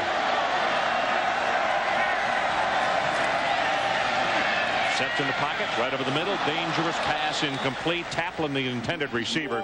And on that quick pass that gets tipped like that, there are always safeties in the vicinity, and that's the kind of ball that can get returned for a touchdown on. Well, you always like your quarterbacks to throw when you're throwing over the middle around the 5-yard area behind the defensive line. Throw it low or throw it a chest high, because if it's thrown high, it can be tipped and can be intercepted. 7 minutes exactly left, third quarter. Nebraska has scored 2 unanswered touchdowns here in the third quarter. Now you got McDonald against Gross. Sets in the pocket, gets this one away, and it's off the mark. Receiver had gone one direction, who was McDonald, and a pass was thrown behind him. And it was coverage by DeJuan Gross. Yeah, DeJuan Gross from Cleveland, Ohio, was one of the first players Frank Solich recruited. Frank's from Cleveland, Ohio. You see the little push off by Sean McDonald, but good coverage by DeJuan Gross. Tim Parker, 6th punt of the night.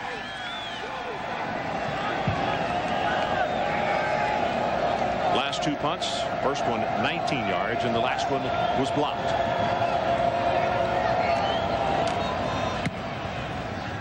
And a good high hanging spiral on this one.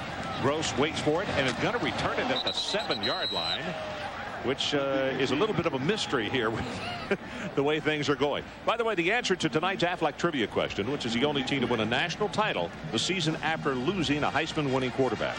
That answer is Miami, 1987. Benny Testaverde won the Heisman in '86, lost the championship game to Penn State, drafted number 1 by Tampa. Steve Walsh led Miami to a 12-0 season, a national championship in '87. Secondary, get down here. See if they stay away from the option now because of the injury to Jamal Lord. Straight ahead with the handoff and across the 10 to the 11-yard line. Straight ahead running. And as Mike had mentioned, or we had been talking about during the timeout, that I'm sure that these tailbacks, that was Grigsby, the fullback, who carried then. But these tailbacks would just like to go back to the old grinded out Nebraska offense and just go tackle to tackle and say, hey, we're just going to wear you down. Yeah, Darren Diedrich is 15 pounds lighter this year. He was the Big 12 rushing leader last year. He'd like to have this football and some power plays. Just over 6 minutes to play in the third. He gets the handoff, going to have a gain of 2, and is then knocked down.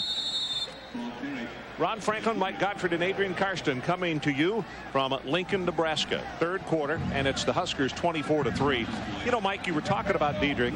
I really enjoyed our visit with him yesterday. Of course, he's Canadian, out of Scarborough, Ontario. And he was talking about, we were mentioning that Kambongo, the big right defensive tackle, is from Montreal, Quebec. And he said, hey, you know, I don't want to get on my stump, but there's some good football players coming out of Canada, and more schools are beginning to discover that. Blitz off the corner. This pass thrown low, and it's incomplete at the 20. Wilson Thomas was the guy that the pass was intended for, and R.J. Oliver was right there. I'll add to that a little bit later when Nebraska gets back on offense. But you're right, there are some good football players. And number 94, Kambongo, and Diedrich are 2 of them around the country. But there's a lot of good football players. Now, this is only the 4th punt of the night by the Cornhuskers. And you can see over on the sideline Christensen beginning to warm up again, so we would assume that he would come back into the ballgame. Larson waits 1 yard deep in his end zone. It's a good pass. Good push up front. That was close, almost blocked. Caught at the 42, and now here comes the return, and ahead of steam as he goes across midfield. Darrell Lightfoot goes to the 49-yard line. Chris Fowler, what do you have for us? A highlight, Ron, from Kansas City, where Iowa State got on the board against the Seminoles as Florida native Hiawatha Rutland ran it in early second quarter, was 24-7 after he got to the house. But the Noles offense has had the short field all night, and they've made the Cyclones play. Greg Jones, just a monster, bouncing off tacklers, close to half. It's 31-7. Boy, Chris, you have to say that all the preseason billing, all the hype about the Seminoles, it appears it's not hype. It's for real stuff. No, I've always liked Greg Jones. He's a big back, about 240, 245. They get that running game going now. That big freshman out of San Diego, they might even be able to redshirt him, if you can imagine. Without a doubt, Booker. Candidate, the lone setback for Arizona State. They're going to try to throw it, and they do. Out in the flat, McDonald a hit immediately. See if he got the first down or not. Andrew Walter is back in the ballgame at quarterback. I was wrong. Christensen was warming up, but they're going to go with Andrew for one more series here. And they say that McDonald was tackled just shy of the 39-yard line, which means it's not enough for the first down. You talk about FSU. Oh, they have the two teams have the best schedules this year to get to the national championship. FSU and Oklahoma. Their schedules are right. A lot of people think that the winner of the Oklahoma-Texas game has a real shot at playing for the national championship. But you're right, the Sooners having K-State and Nebraska out of the rotation this year, regular season, is big. Going to go long, pumped it up to the end zone, and dropped by McDonald. He cut back underneath. A lot of times an underthrown pass, difficult for the defensive back to respond to, and then McDonald dropped it. He had a chance to make this play because Pat Ricketts played him deep, and he comes back underneath now. He sees the football. He lost his balance. It looked like his cleats may have got caught in the turf. So it stops the clock. 4:56 to play, third quarter. And it will be third down in about a half yard, Arizona State. They come out of the huddle quickly. Walter goes under center. And in a straight T formation, the handoff go to Hakeem Hill. And he'll have the first down at the 37. Adrian, got something for us down on the sideline. On DeJuan Gross, who's been very active as a return specialist tonight. Slowed a little bit, a bruised right calf. He's going to shake that off and return the next time they need a special teams play. Yeah, and plus the fact, as he told Mike yesterday, Mike, of course, is from the state of Ohio. He's tough. He's from Ohio also. Garfield Heights, Ohio. Was offered a scholarship at Ohio State and said, nope, decided I was going to come down here and play. And nothing against the Buckeyes, but I have not been unhappy one time. Pressure from the backside. Kelsey misses him. Now going to scramble it inside the 35. Des Moines Adams will wind up making the stop on him. One thing you're also. Yeah, one thing you're seeing tonight in the second half especially is the push that Kabongo and some of these guys are getting at the tackle position. That's opening Kelsey and Des Moines Adams a little bit more on the outside, so they can't double those guys as much as they did last year. Here's Des Moines senior out of Pine Bluff, Arkansas. Second down, draw play. Williams, big opening up the middle. Has 5, has 10, had it off at 15, and he's headed for the end zone. Touchdown, Arizona State, 34 yards. And what happened last year is Colorado hit some counter plays against Nebraska's defense, and you see the both guard and tackle pull on the backside. Mike Williams gets into the secondary and then makes a little move and beats the tackle in the secondary. Credit Regis Crawford and Tony Aguilar, because those were the two key blocks that were thrown on the play. And you're right, Craig Bold said in our meeting with him, he thought that they would do more counters. Try to get the speed of Nebraska to overrun the play. Mike Barth with the extra point attempt. You got to like Mike Williams, though. He is truly a good spokesman for ASU football. And a good football player. Illegal substitution. Defense. Penalty will be half the distance from the 3-yard line to the 1.5. Now there's Mike. And I think what you'd have to say, he's persevered tonight. He has been extremely patient because, as you had pointed out, he has not had a lot of running room. He's been hit in the backfield before he could really get started a number of times. You know, we talked about him. He's a great athlete, high school basketball player, averaged 18 points a game. Here's the extra point, and it is up and good. 3 minutes, 41 seconds left in the third quarter, and our new score, Huskers 24 and the Sun Devils 10.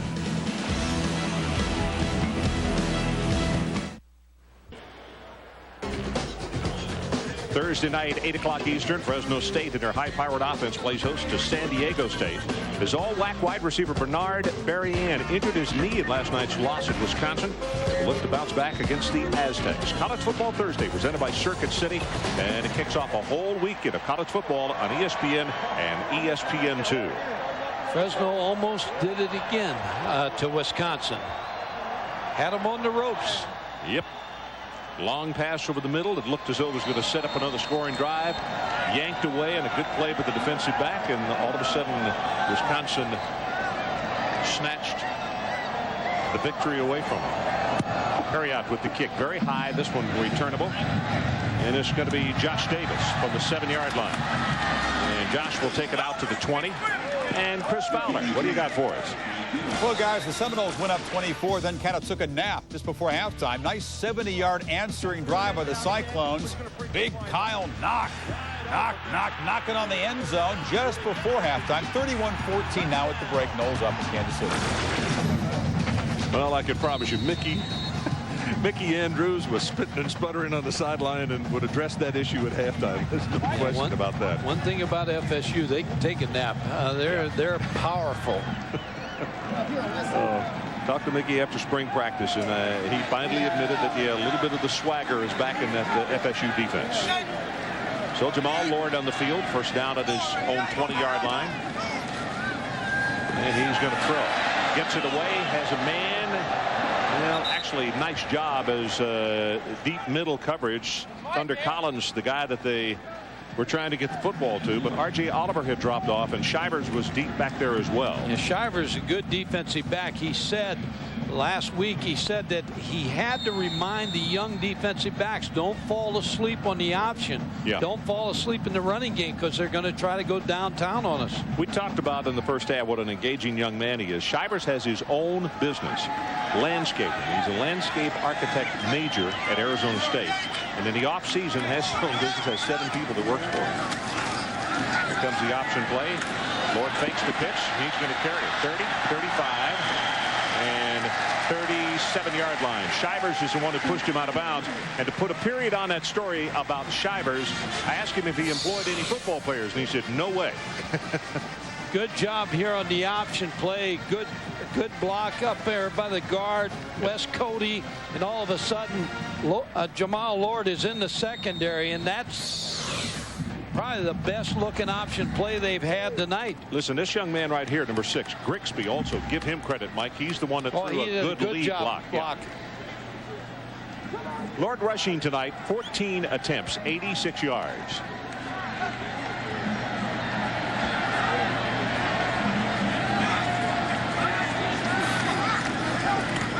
Inside a handoff, and that's going to go to Thunder Collins, and he will be close to the 40-yard line. Montesanto is the man who is there defensively to make the stop for Arizona State. And we're about to go into 3 minutes left to play in this third quarter. The other thing, you got to take your hat off to ASU and Brent Guy, the defensive coordinator.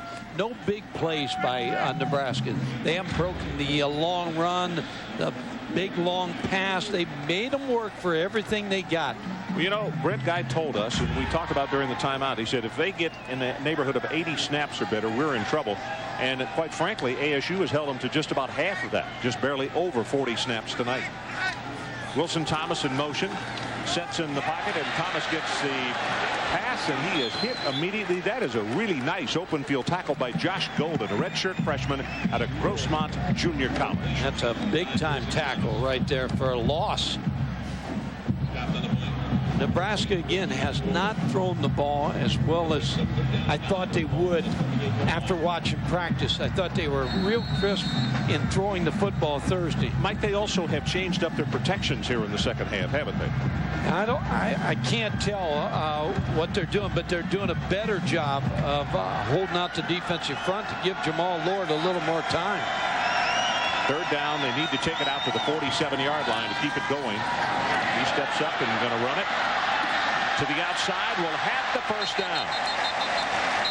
Ball carried by Lord. Josh Golden again after a gain of 11, and a couple of Arizona State players stayed down for that extra gasp of air. One of them, Terrell Suggs, as chasing this guy, probably getting a little old, and also Brett Hudson, number 2.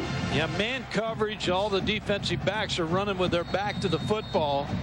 And if you're going to play Jamal Lord this year, and if you're one of the future opponents, you're going to have somebody spy him a little bit. Krewald, the fullback, comes into the ball game, gets the handoff, and he's going to take it for a gain of about 4 yards. Terrell Suggs defensively. Ball carried by Steve Krewald. Let us take a look at the Quaker State storyline. And Jamal Lord, 5 of 11, 33 yards, 1 touchdown, 97 yards rushing. And Nebraska with a blocked punt for a touchdown. And Mike Williams of Arizona State, 9 carries, 52 yards, and he scored on the long run.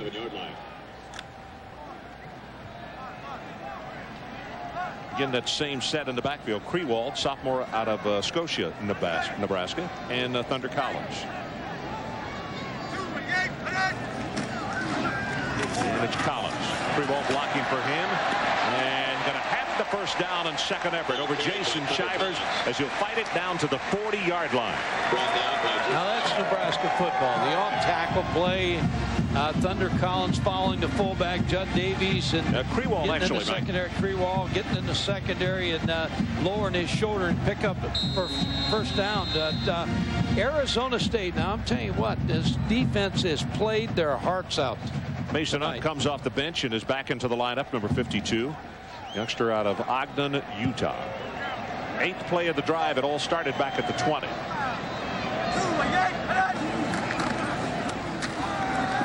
Thunder Collins, and his feet are taken out from under him by Ricardo Stewart. Stewart at halftime was the leading tackler in the ball game with a total of 7, or 8 actually, and he now has credit for 9. Well, the way you do that, the 8-man front, you almost get 9 people close to the line of scrimmage with both those safeties. But Ricardo Stewart has tackled very well, and that's what they wanted to come out of spring practice and fall practice. Better tackling team. So 2 seconds down to 1, and that is the end of the third quarter. We've played 45 minutes here in Lincoln, and the Huskers 24-10. We'll be right back.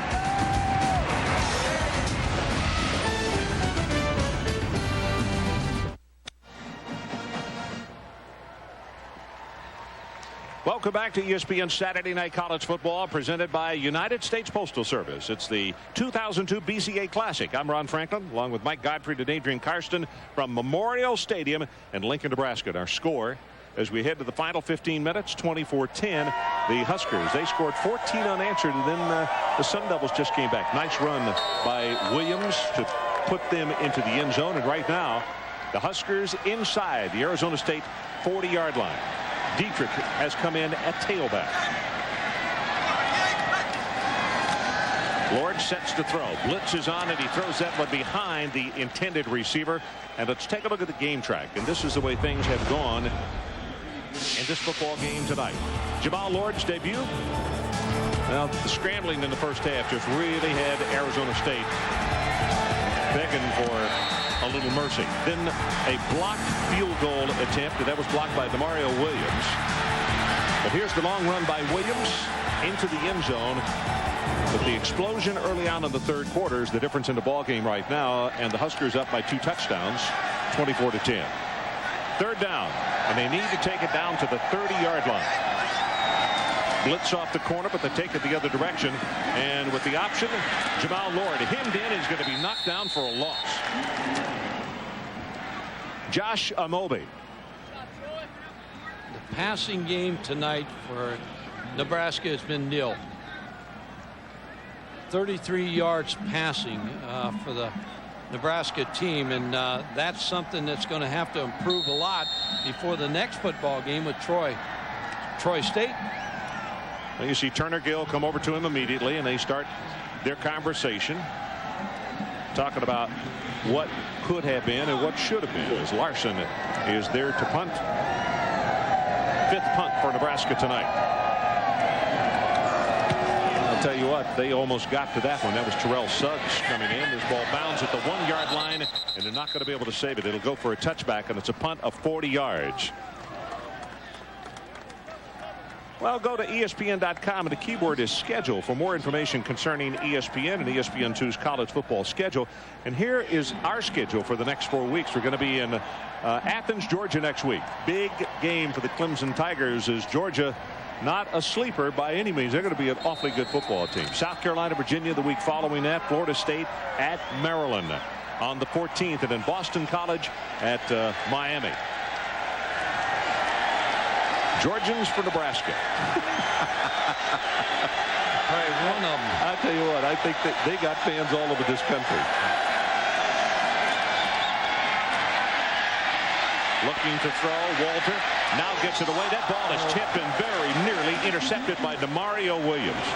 And you're right about him, Mike, whether it's special teams or whatever, the running game, covering the pass, he's one of those playmakers, one of those difference makers. Nothing open for Andrew Walter, and he starts a scramble. Again, mobility is not his big thing, but he's got a very good arm, very accurate passer. Williams almost picked that football off. You know what? I'm not so sure if, because he short-armed the pass, if Williams didn't hit it, if he couldn't intercept it, it would have been intercepted by the defensive back covering the wideout over on that side. Drills this pass, and incomplete, looking for Justin Taplin, senior out of Tempe. Yeah, Justin Taplin had this one right here, and he's working against Gross, a very good corner. Runs a good route, gets Gross turned, and just didn't bring the football in.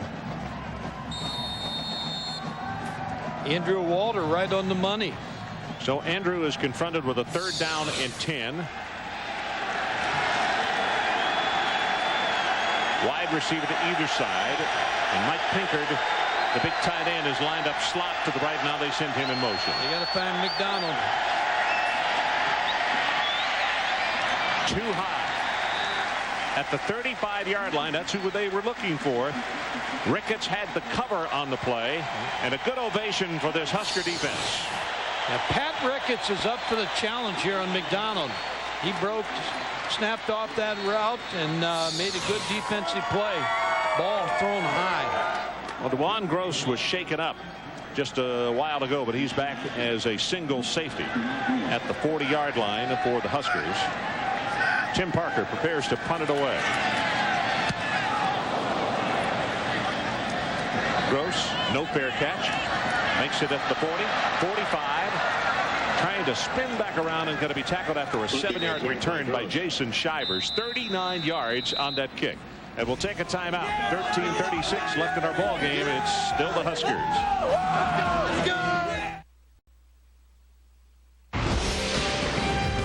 ESPN College Football Saturday Night is presented by the United States Postal Service and in part by Mercedes-Benz, located on the web at nbusa.com. So the kids don't start to school until Monday. This is a real treat. Everybody came back in early and checked into their dorms. Total yards tonight: Nebraska 221 and Arizona State 195. Look at the population thing. Omaha, the #1 city in this state. Lincoln second, and Memorial Stadium becomes the 3rd largest in the state as far as a city when they have a ball game here. Dietrich breaks off a tackle, goes across midfield, and he's going to take it down to the 48-yard line. Shivers making the stop. Going back to your Canada story, Darren Dietrich was recruited out of Canada by Frank Solich. And who do you think the first person that knew Tom Osborne was retiring? Frank Solich was going to get the job. Darren Dietrich, because Frank Solich was in his house that night. So they have a special bond. He was the first player that Frank got to talk to once he was the head coach to bring to Nebraska.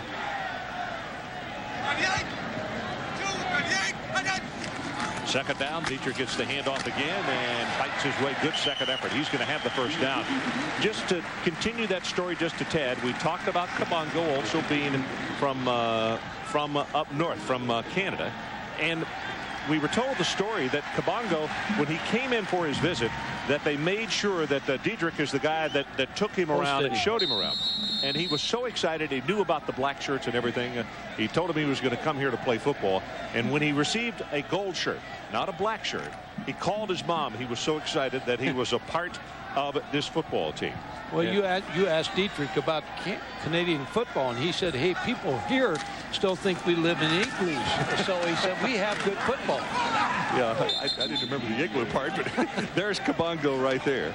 You think I made it up? No, I know you didn't, Mike. Montreal, Quebec. Now, he's the first guy you let out of the team bus. 6'6", 315. All there scare, for yeah, you scare all the other fans and other team. By the way, Shivers made that tackle just a moment ago. He is in double figures along with Stewart for Arizona State. Both of those youngsters with 10 individual stops in that one tonight. In fact, Shivers has 4 solo out of the 10. Rude leads the way for Nebraska with 5. Pitch back. This is Davis. Turns the corner. 35-30, and he's off. Davis lost his balance as he goes down inside where they're going to mark him. He stepped out of bounds at the 23.5-yard line. Good for 17. Mike, I've always liked this kid. He is a hard-nosed fella. You hit him, and he gets right back up and hits you in the mouth. Yeah, Josh Davis gets the pitch. See, all of a sudden on that play, Jamal Lord just pitched it. He didn't take it down the line of scrimmage because of what ASU did on defense. So Josh Davis with running room. Thunder Collins, credit him with a paving block. Dietrich back in the ball game. He gets hit at the line of scrimmage. One of the first men there, Terrell Suggs, and then is thrown down by Unk. Ron Franklin, Mike Gottfried, and Adrian Karsten. Good to have you along on this first Saturday night. First up mini this year. We've never started quite this early before. No, it's early. They're going to play in June one of these years. I don't think so. A lot of these preseason games are coming to an end. The Black Coaches Association game, which this one is here tonight, has 2 more years to run, but a lot of the other preseason classics are going by the boards. About to go under 11 minutes left in our ball game. Huskers continue to lead 24-10, and a good drive going right here. Zings this one out, incomplete, and Wilson Thomas probably will go back to the huddle and say, Jamal, you're going to get me hurt throwing that ball high when I got man coverage out here in the flat. And when you're talking about a receiver at 6'6", that was high. I think Adrian had a chance for that football on the sidelines. Well, it was thrown pretty close to him there. You're right. You got to make the catch, Adrian. Oh, no, the Heisman please pose. don't do that. Oh, boy.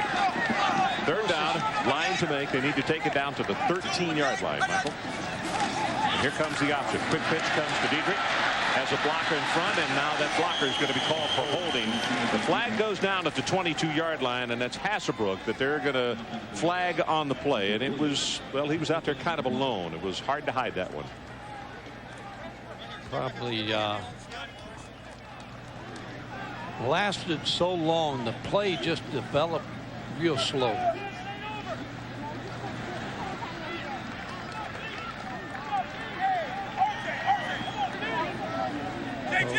Nebraska would get another chance on third down.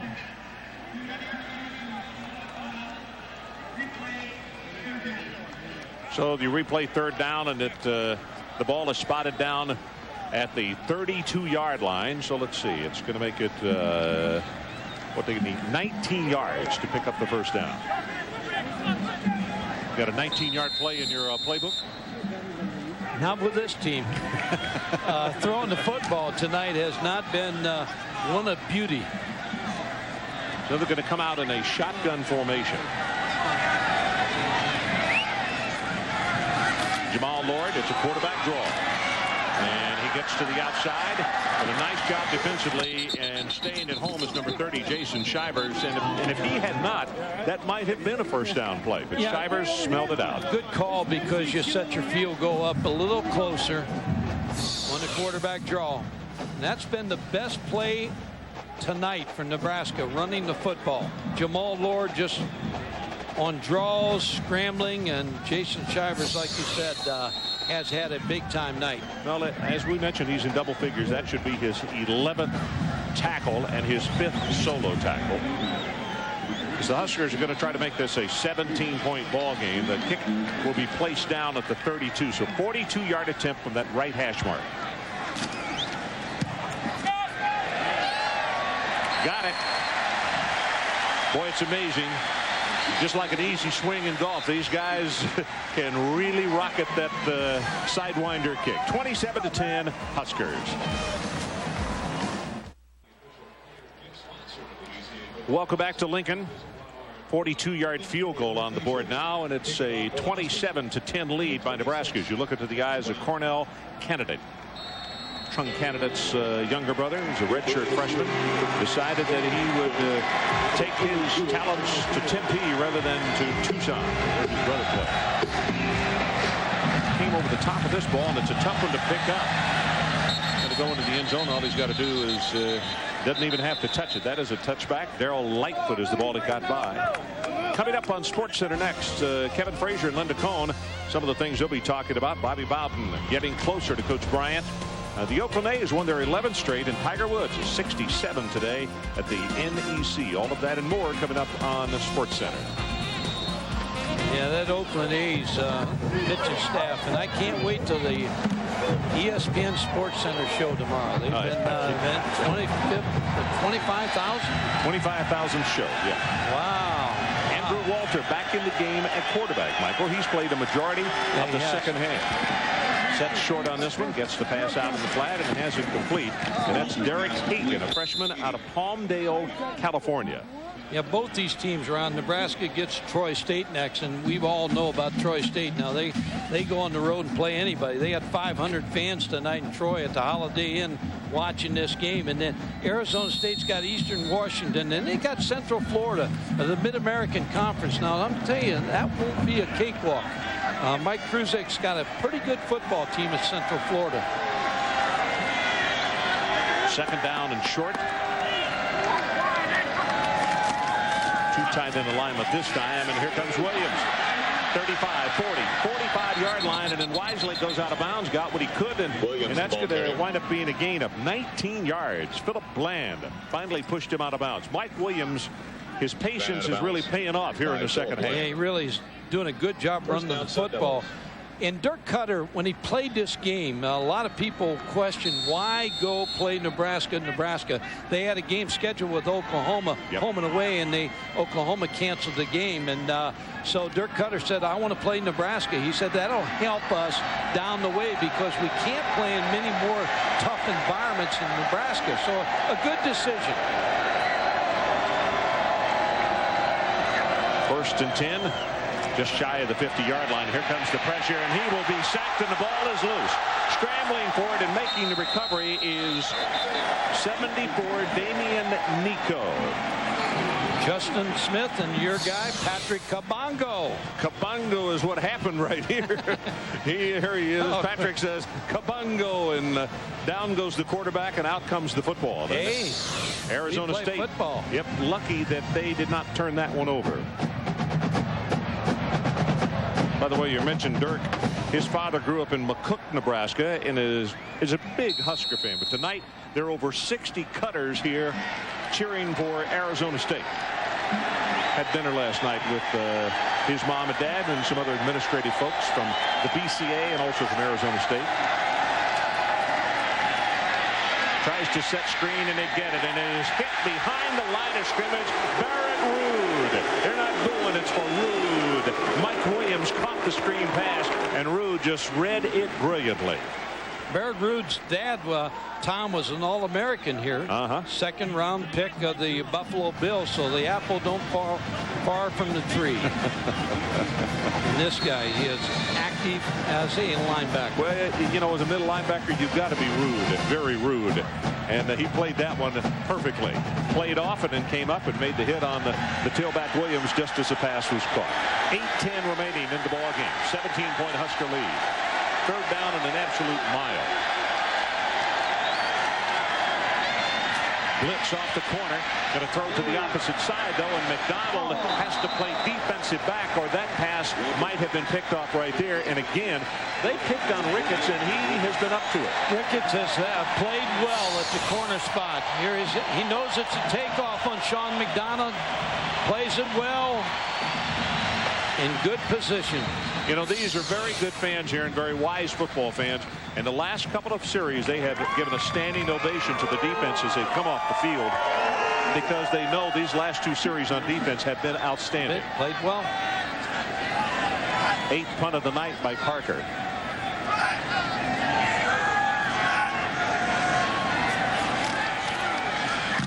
That one is blocked. Hopkins got that one, and the ball is down inside the 10-yard line. Boy, he is taking all kinds of time, and Lanny Hopkins is the man who got the block, recovered by Demario Williams. And Nebraska's coached well because they try to scoop it up. They can't lose the football by scooping it, and they get closer to the end zone. So Nebraska special teams, always said the first game, you're vulnerable in the special teams. All season long, if he's going to take that pause, that hesitation before he goes forward with the kick, he's going to get a bunch more blocks. Well, that's like sending invitations out to all your opponents. Come block my kick. When you get 2 blocked in the opener. I think Demario Williams spelled touchdown there. He didn't try to fall out. He was going to pick it up and score.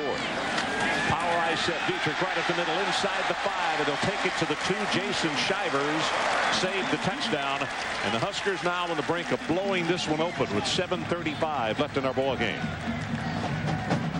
Darren Dietrich has had a better fourth quarter. They finally have gone to the power game, and they've opened up some holes for number 30, Dietrich. 16 carries for him, Mike, 77 yards. Davies the blocker. They give it to Dietrich. High over the top, and touchdown Huskers.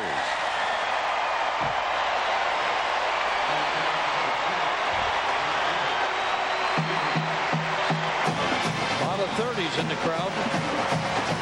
Credit those 2 offensive guards, Mike Erickson, number 78, and Wes Cody, the senior out of Fremont, number 59. They had awfully good blocks on that touchdown play just now. Here's some of the big fellas heading over to the sideline. John Garrison, offensive captain, senior on this unit. Extra point attempt is up, and he's got it.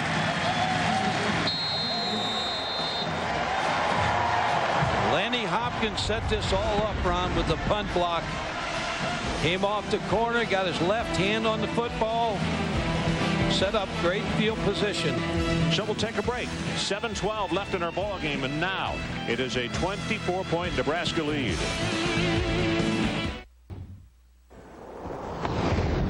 The number 2 and undefeated Cornhuskers faced off with Colorado in their regular season finale. Despite a team record 360 yards of total offense in the game, the Buffs scored 62 to pull off the shocking upset of the Huskers. But even with the loss, Nebraska found themselves in the Rose Bowl playing against number 1 Miami for the national title. The Canes' offense and defense proved to be too much, though, and they won the national title. The 99 points given up in the 2 games is the most ever by a Nebraska football team. You know, Mike, another thing that is amazing, you have to go back to 1961, the last time that Nebraska lost 3 football games in a row. And in fact, you want to look a little closer. Frank Solich was a senior in high school in 1961. And it would appear tonight that 3-game losing streak is beyond the realm of possibility as they lead it by 24.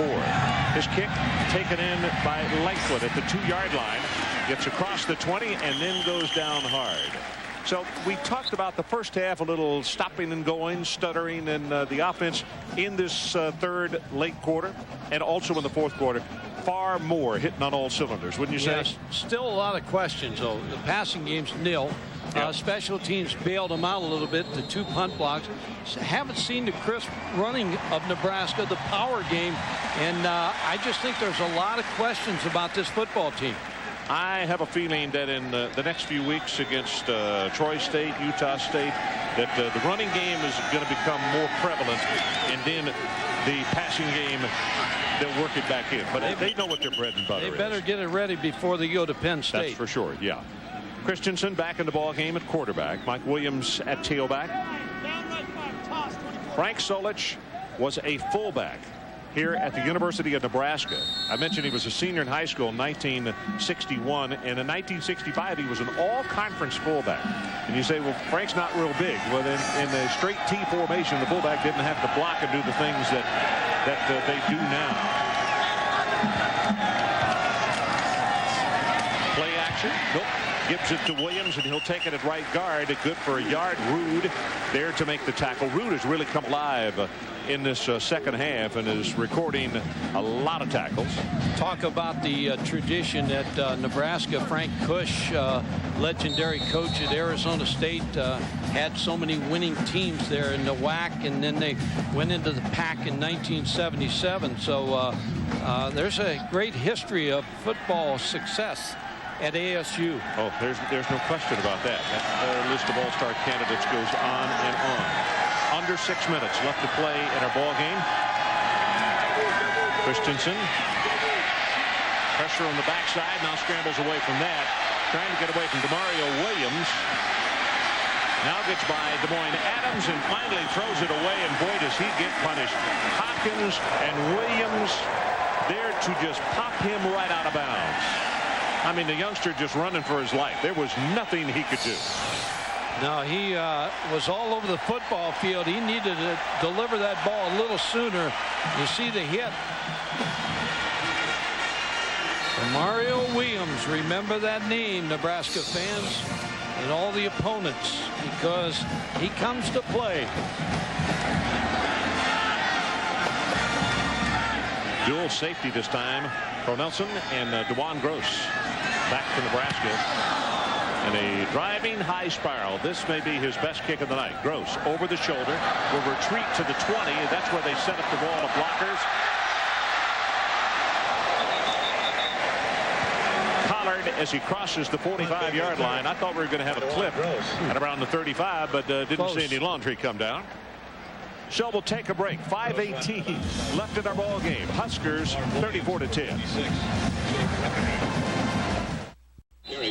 Number 45, Steve Krewald. So we're back, and Mike Stuntz, a sophomore out of Council Bluffs, Iowa, just outside of Omaha. You can see it across the river from Rosenblatt Stadium. 6'1", 200 pounds, a sophomore. And we'll see what he can do. You can see Nick Pavendo in at left tackle, number 69. He is a sophomore out of Keller, Texas, as Nebraska with the big lead trying to get some of the youngsters in the ball game. And the pitch back. And the run to the right side across midfield to the 49. And Corey Ross is the I-back. I just want to finish one story on Frank Solich. I mentioned the fact that he was an all-conference fullback in 1965. Well, there's a story. Fat Fox Bryant, who they named this press box actor, Don, the longtime sports information director here at the University of Nebraska, told me at dinner last night that Frank didn't want to be the smallest player on the team and that they had the media weigh the guys then, and he wanted to weigh 162, only weighed actually 157. So when they weighed him in his underwear, he taped a weight underneath his underwear with the 5-pound weight so he'd weigh 162. They caught him. And officially he went in at 157 pounds, and he was, in fact, the smallest player on the Nebraska team. He still made all-conference, though. Flags down all over the place in the secondary at around the 35.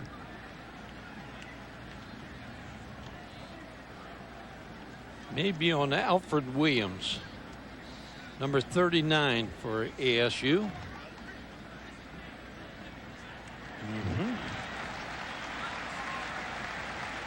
And Alfred's going to come out.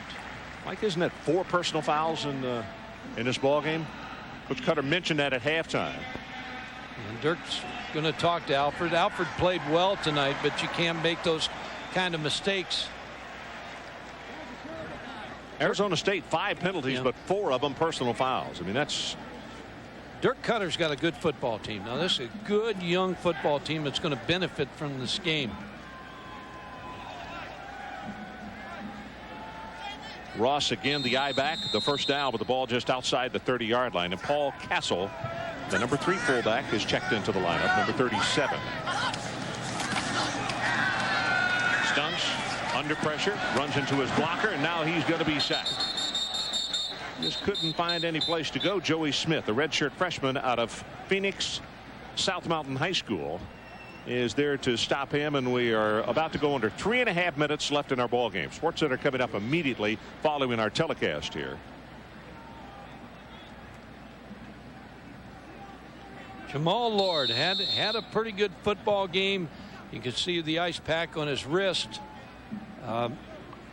They've got to get their passing game going. I think he passes for the first time out. 33 yards rushing, or 103 yards rushing, 33 yards passing. So the passing game was not here tonight. Stunts, boy, he gets collared on this play right there and tackled at around the 35-yard line. I think what Nebraska did tonight is what happened for them. They did wear Arizona State down a little bit with their offense. Defensively, they got after them a little bit more in the second half. The special teams really turned this football game around. 2 block punts and then the kickoff that was brought out to start of the third quarter. Yeah, it's, you know, they went in the locker room, had the discussions with their coaches and the change in strategies. And then all of a sudden the short kickoff return, and that just seemed to open it up for the Cornhuskers. 2:20 left in the ball game. Third down, they need to take it to the 20-yard line. And this is Ross off and running on the left side. Dekes a man, 20, 15, 10, 5. Kiss him goodbye. Touchdown, 34 yards.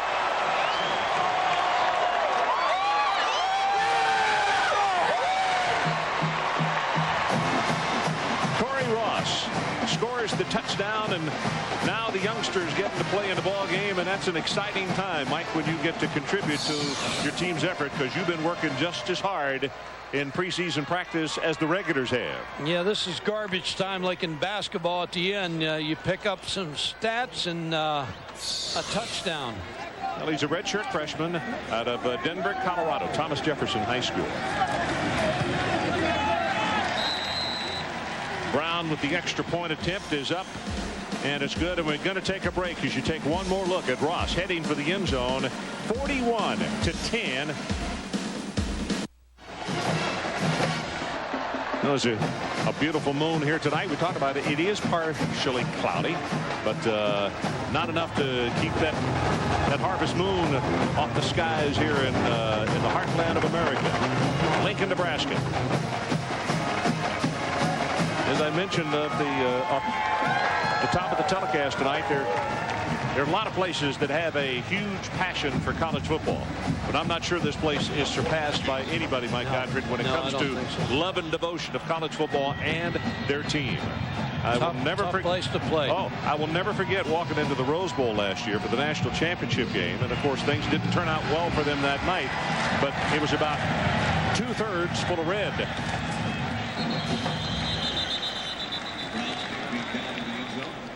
Well, special nights on Saturdays always for us. Next week, Athens, Georgia. And I'm a huge fan of Mr. Green, the quarterback at Athens, Georgia. Well, they got a good running back in Musa Smith. And the running game is something that they got to really get going a little bit more there. But Georgia, if they're going to contend now, they've got still the road goes through Gainesville and Tennessee, Knoxville, Tennessee. Now, Clemson is a team that a lot of people are looking closely at this year to see how they're going to play out this year. Andy Goodenough. He is the new quarterback, junior college transfer, and that is his name. And he is intercepted. 10-5 touchdown, and Goodenough throws an interception for a touchdown. Fabian Washington, who is a freshman corner, picks it off and goes 29 yards for 6. So after a halftime lead of 10-3, Nebraska, if they get the extra point, will have outscored Arizona State 38-7 in this second half. Well, you can't play the out any better than Washington did. He jumped right on it. This is a young guy that Nebraska is really excited about. Maybe in Washington. And they think, look at that smile. They think he is going to be a very good one. And he proved right there that, yes, he is. Extra point up, and it's good. And now, with 1:55 left in our ball game, 48-10 Huskers.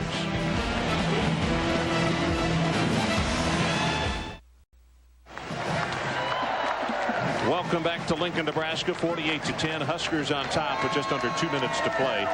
Mike, we were talking about those games on the schedule, and we got as far as the game in Athens next week. Yeah, I'm looking forward to seeing Willie Simmons and Tommy Bowden's offense, and South Carolina, Virginia coming off a loss. They had a chance to win. Boy, Al Grove's got a very young football team. You just got to.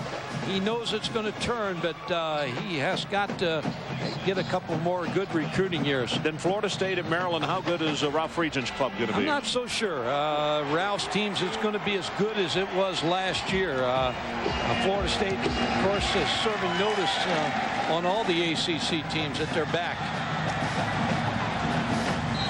Well, Lightfoot couldn't get the handle on this one, and good enough is going to come back out onto the field. Junior out of Corvallis, Oregon. Talking about Ralph's team, Bruce Perry, see that he's injured and may not make the Notre Dame game. E.J. Henderson, the linebacker, was injured. And so all of a sudden Ralph's team's going to have a target on them.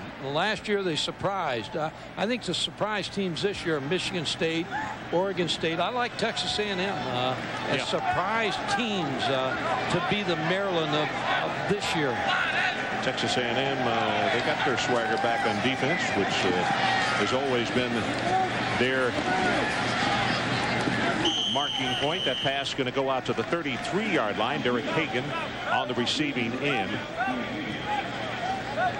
And Mike, as far as this one tonight, people are going to look at this that did not see the ball game tonight and say, well, Nebraska, right back where they were. But you make a point. The offenses can be devastatingly good because of the talent that's there. But tonight it was not in sync all evening long. First game, I think Nebraska's coaching staff, even when they go back and look at this tape, they're going to have a lot of questions. The offensive line, passing game, why they couldn't run the ball against a smaller defensive front of Arizona State. I thought the defense really, Craig Bowles' defense really jumped up and played well in the second half. Arizona State, I tell you, the bad thing about this score right now, Arizona State played their hearts out. 48 points against them. That's not indicative of this football game. Arizona State played lights out, and this game is going to benefit them somewhere down the line. Well, the tackle made, and now here comes the flag that probably is going to be a face mask as Hagan made the reception. And Fabian Washington on the stop, and he did grab the face mask. Stops the clock with 94 seconds remaining. And Ron, to close the book on Chad Christensen, I thought he passed in here. This is a tough place to play. Your first snap as a quarterback to come into Nebraska against a pretty good football team and a big home crowd. I thought he passed the test tonight, and I think you're going to see a lot of big things out of this young man in the future. So they mark off the penalty, and it's going to take it to the 14-yard line. First down for Arizona State. Jamal Lord, Ron, he's good. What grade would you give him, Mike? B, or I'd give him a B tonight. I'm not sure whether his offensive line problems are his in the passing game, but he did a good job running the football, scrambling. The all offense in the first half was scrambling. Yep, you're right. I'd like to figure out how many yards were actually gained scrambling with the football than the running game. And but Jamal is going to be a fine quarterback for Nebraska. But you look at his injuries. He's got a wrist bruised tonight. He's got a shin bruised. And when you run the option as much as Nebraska does, you're one play away from the bullpen, second team guy. Claudia and his mom will help him feel better after the ball game. Candidate couldn't get that one going. Ira Cooper makes the stop, and we're about to go under 1 minute left in the ball game. I think Frank Solich got to be happy. He's got to win. He's got Troy State coming in here next week. He wanted this win tonight to kind of get this team back. You know, from those last 2 games last year. They're tired of hearing that. Oh, they're very tired of hearing about it. I'm tired of saying it. Arizona State calls their next to the last time out with 1-11.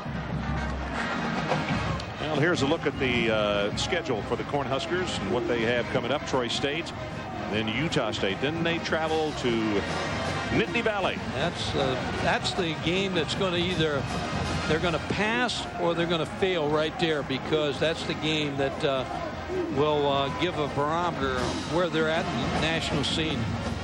Well, as far as the rest of the conference schedule, they do get Texas here at home. But you know, a ball game that I think they're going to have to be very careful of. They can't be looking ahead to Texas coming in here, because on the 26th, when they don't go to College Station, R.C. Slocum and his guys, they're kind of hiding in the bushes. Nobody's talking about it. Yeah, they got 10 starters back on offense and 7 on defense. Top 10, you got Texas 2 and Oklahoma 3 and Nebraska maybe too high at 8 right now. Kansas State don't and Colorado in there. Kansas State, don't sell Bill Snyder short anytime. Time is back in. 71 seconds left in the ball game. 3rd down and 10. And now it's an official's timeout. Talk about a team that's got a tough schedule. That #1 ranked team, Miami, Larry Coker. They got to go to Florida and they got to go to Tennessee, and they get FSU at home. You know, those 3 loads there. Well, you know, Florida State's got the same kind of schedule, though. Like, they will go any place, any time to play. They got Notre Dame. They go to Miami. And they got Florida State. And they've got the University of Florida and everybody else in the conference. So Seminoles. Yeah, but you're not going to tell me the ACC compared to the SEC or the Big 12 right now, top to bottom. Now, that's why Florida State's got a schedule. Who beat them last year? North Carolina wore them out at Chapel Hill. Yeah, no. Conference games, just, you know, somebody jumps up and bites you. It was Justin Smith with pressure right there. 1:04 left in the ball game. One thing, Ron, that was last year. That's right. Yeah.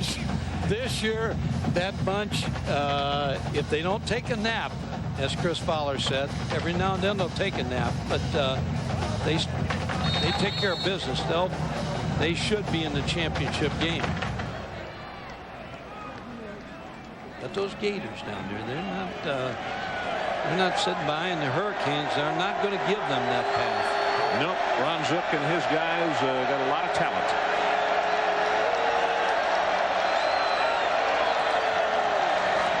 Short drop, fade route, and threw it for an interception and couldn't hold on to it. Ball was dropped. That's Fabian Washington, who was back there, in the misread between the quarterback and the receiver. Texas, Oklahoma, they probably have risen to the top of this conference, you think? Yeah, right now you'd have to say that. Mac Brown has done such a wonderful job of recruiting down in Texas, and Bob Stoops and his guys have just, boy, they've done a marvelous job. And I like the fact that that is, rather than an offensive staff, as most staffs are now, that's a defensive staff. I think when you approach it from that direction, you always give yourself a chance to win. Is that a wrong assessment or what? No, I think they play hard on defense, but they're good on offense too. Pass in the flat, got this one complete at the 13-yard line. Darren Hagan, and he's going to be stopped, and 4th down will go awry. And now all they got to do, unless Arizona State uses their last timeout, these fans are going to get a little rude themselves if they do. All they got to do is run 52 seconds off the clock.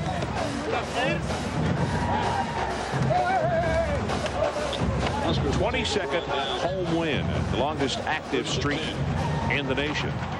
This is a place where you'd like to bring your girlfriend to a game, because you never go home unhappy. Everybody's happy here in Lincoln when you play here. Last time that they lost here was Texas and Ricky Williams, 1997.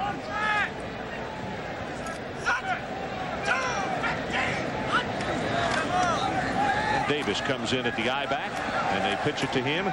Joshua Jr. out of Loveland, Colorado. I mentioned earlier, I really like this young guy because he's got the temperament. He's a football player. He doesn't complain. He just gets it done. He'd like to play more, but team guy. You know, he just gets it done when his number is called. I agree with you. We talked about Arizona State. We got our own Mark Malone and Trav Alberts. They ought to fight tonight at ESPN in Bresto. They might not agree with that, Let Mike. the best man win. Let them duke it out. 16 seconds down to 15. And this is Ross again, who scored on the long touchdown run. 9 seconds down to 8, and they're beginning to stand and count it off and applaud. And the Cornhuskers of Nebraska are going to win this opening game, the BCA Classic in Lincoln.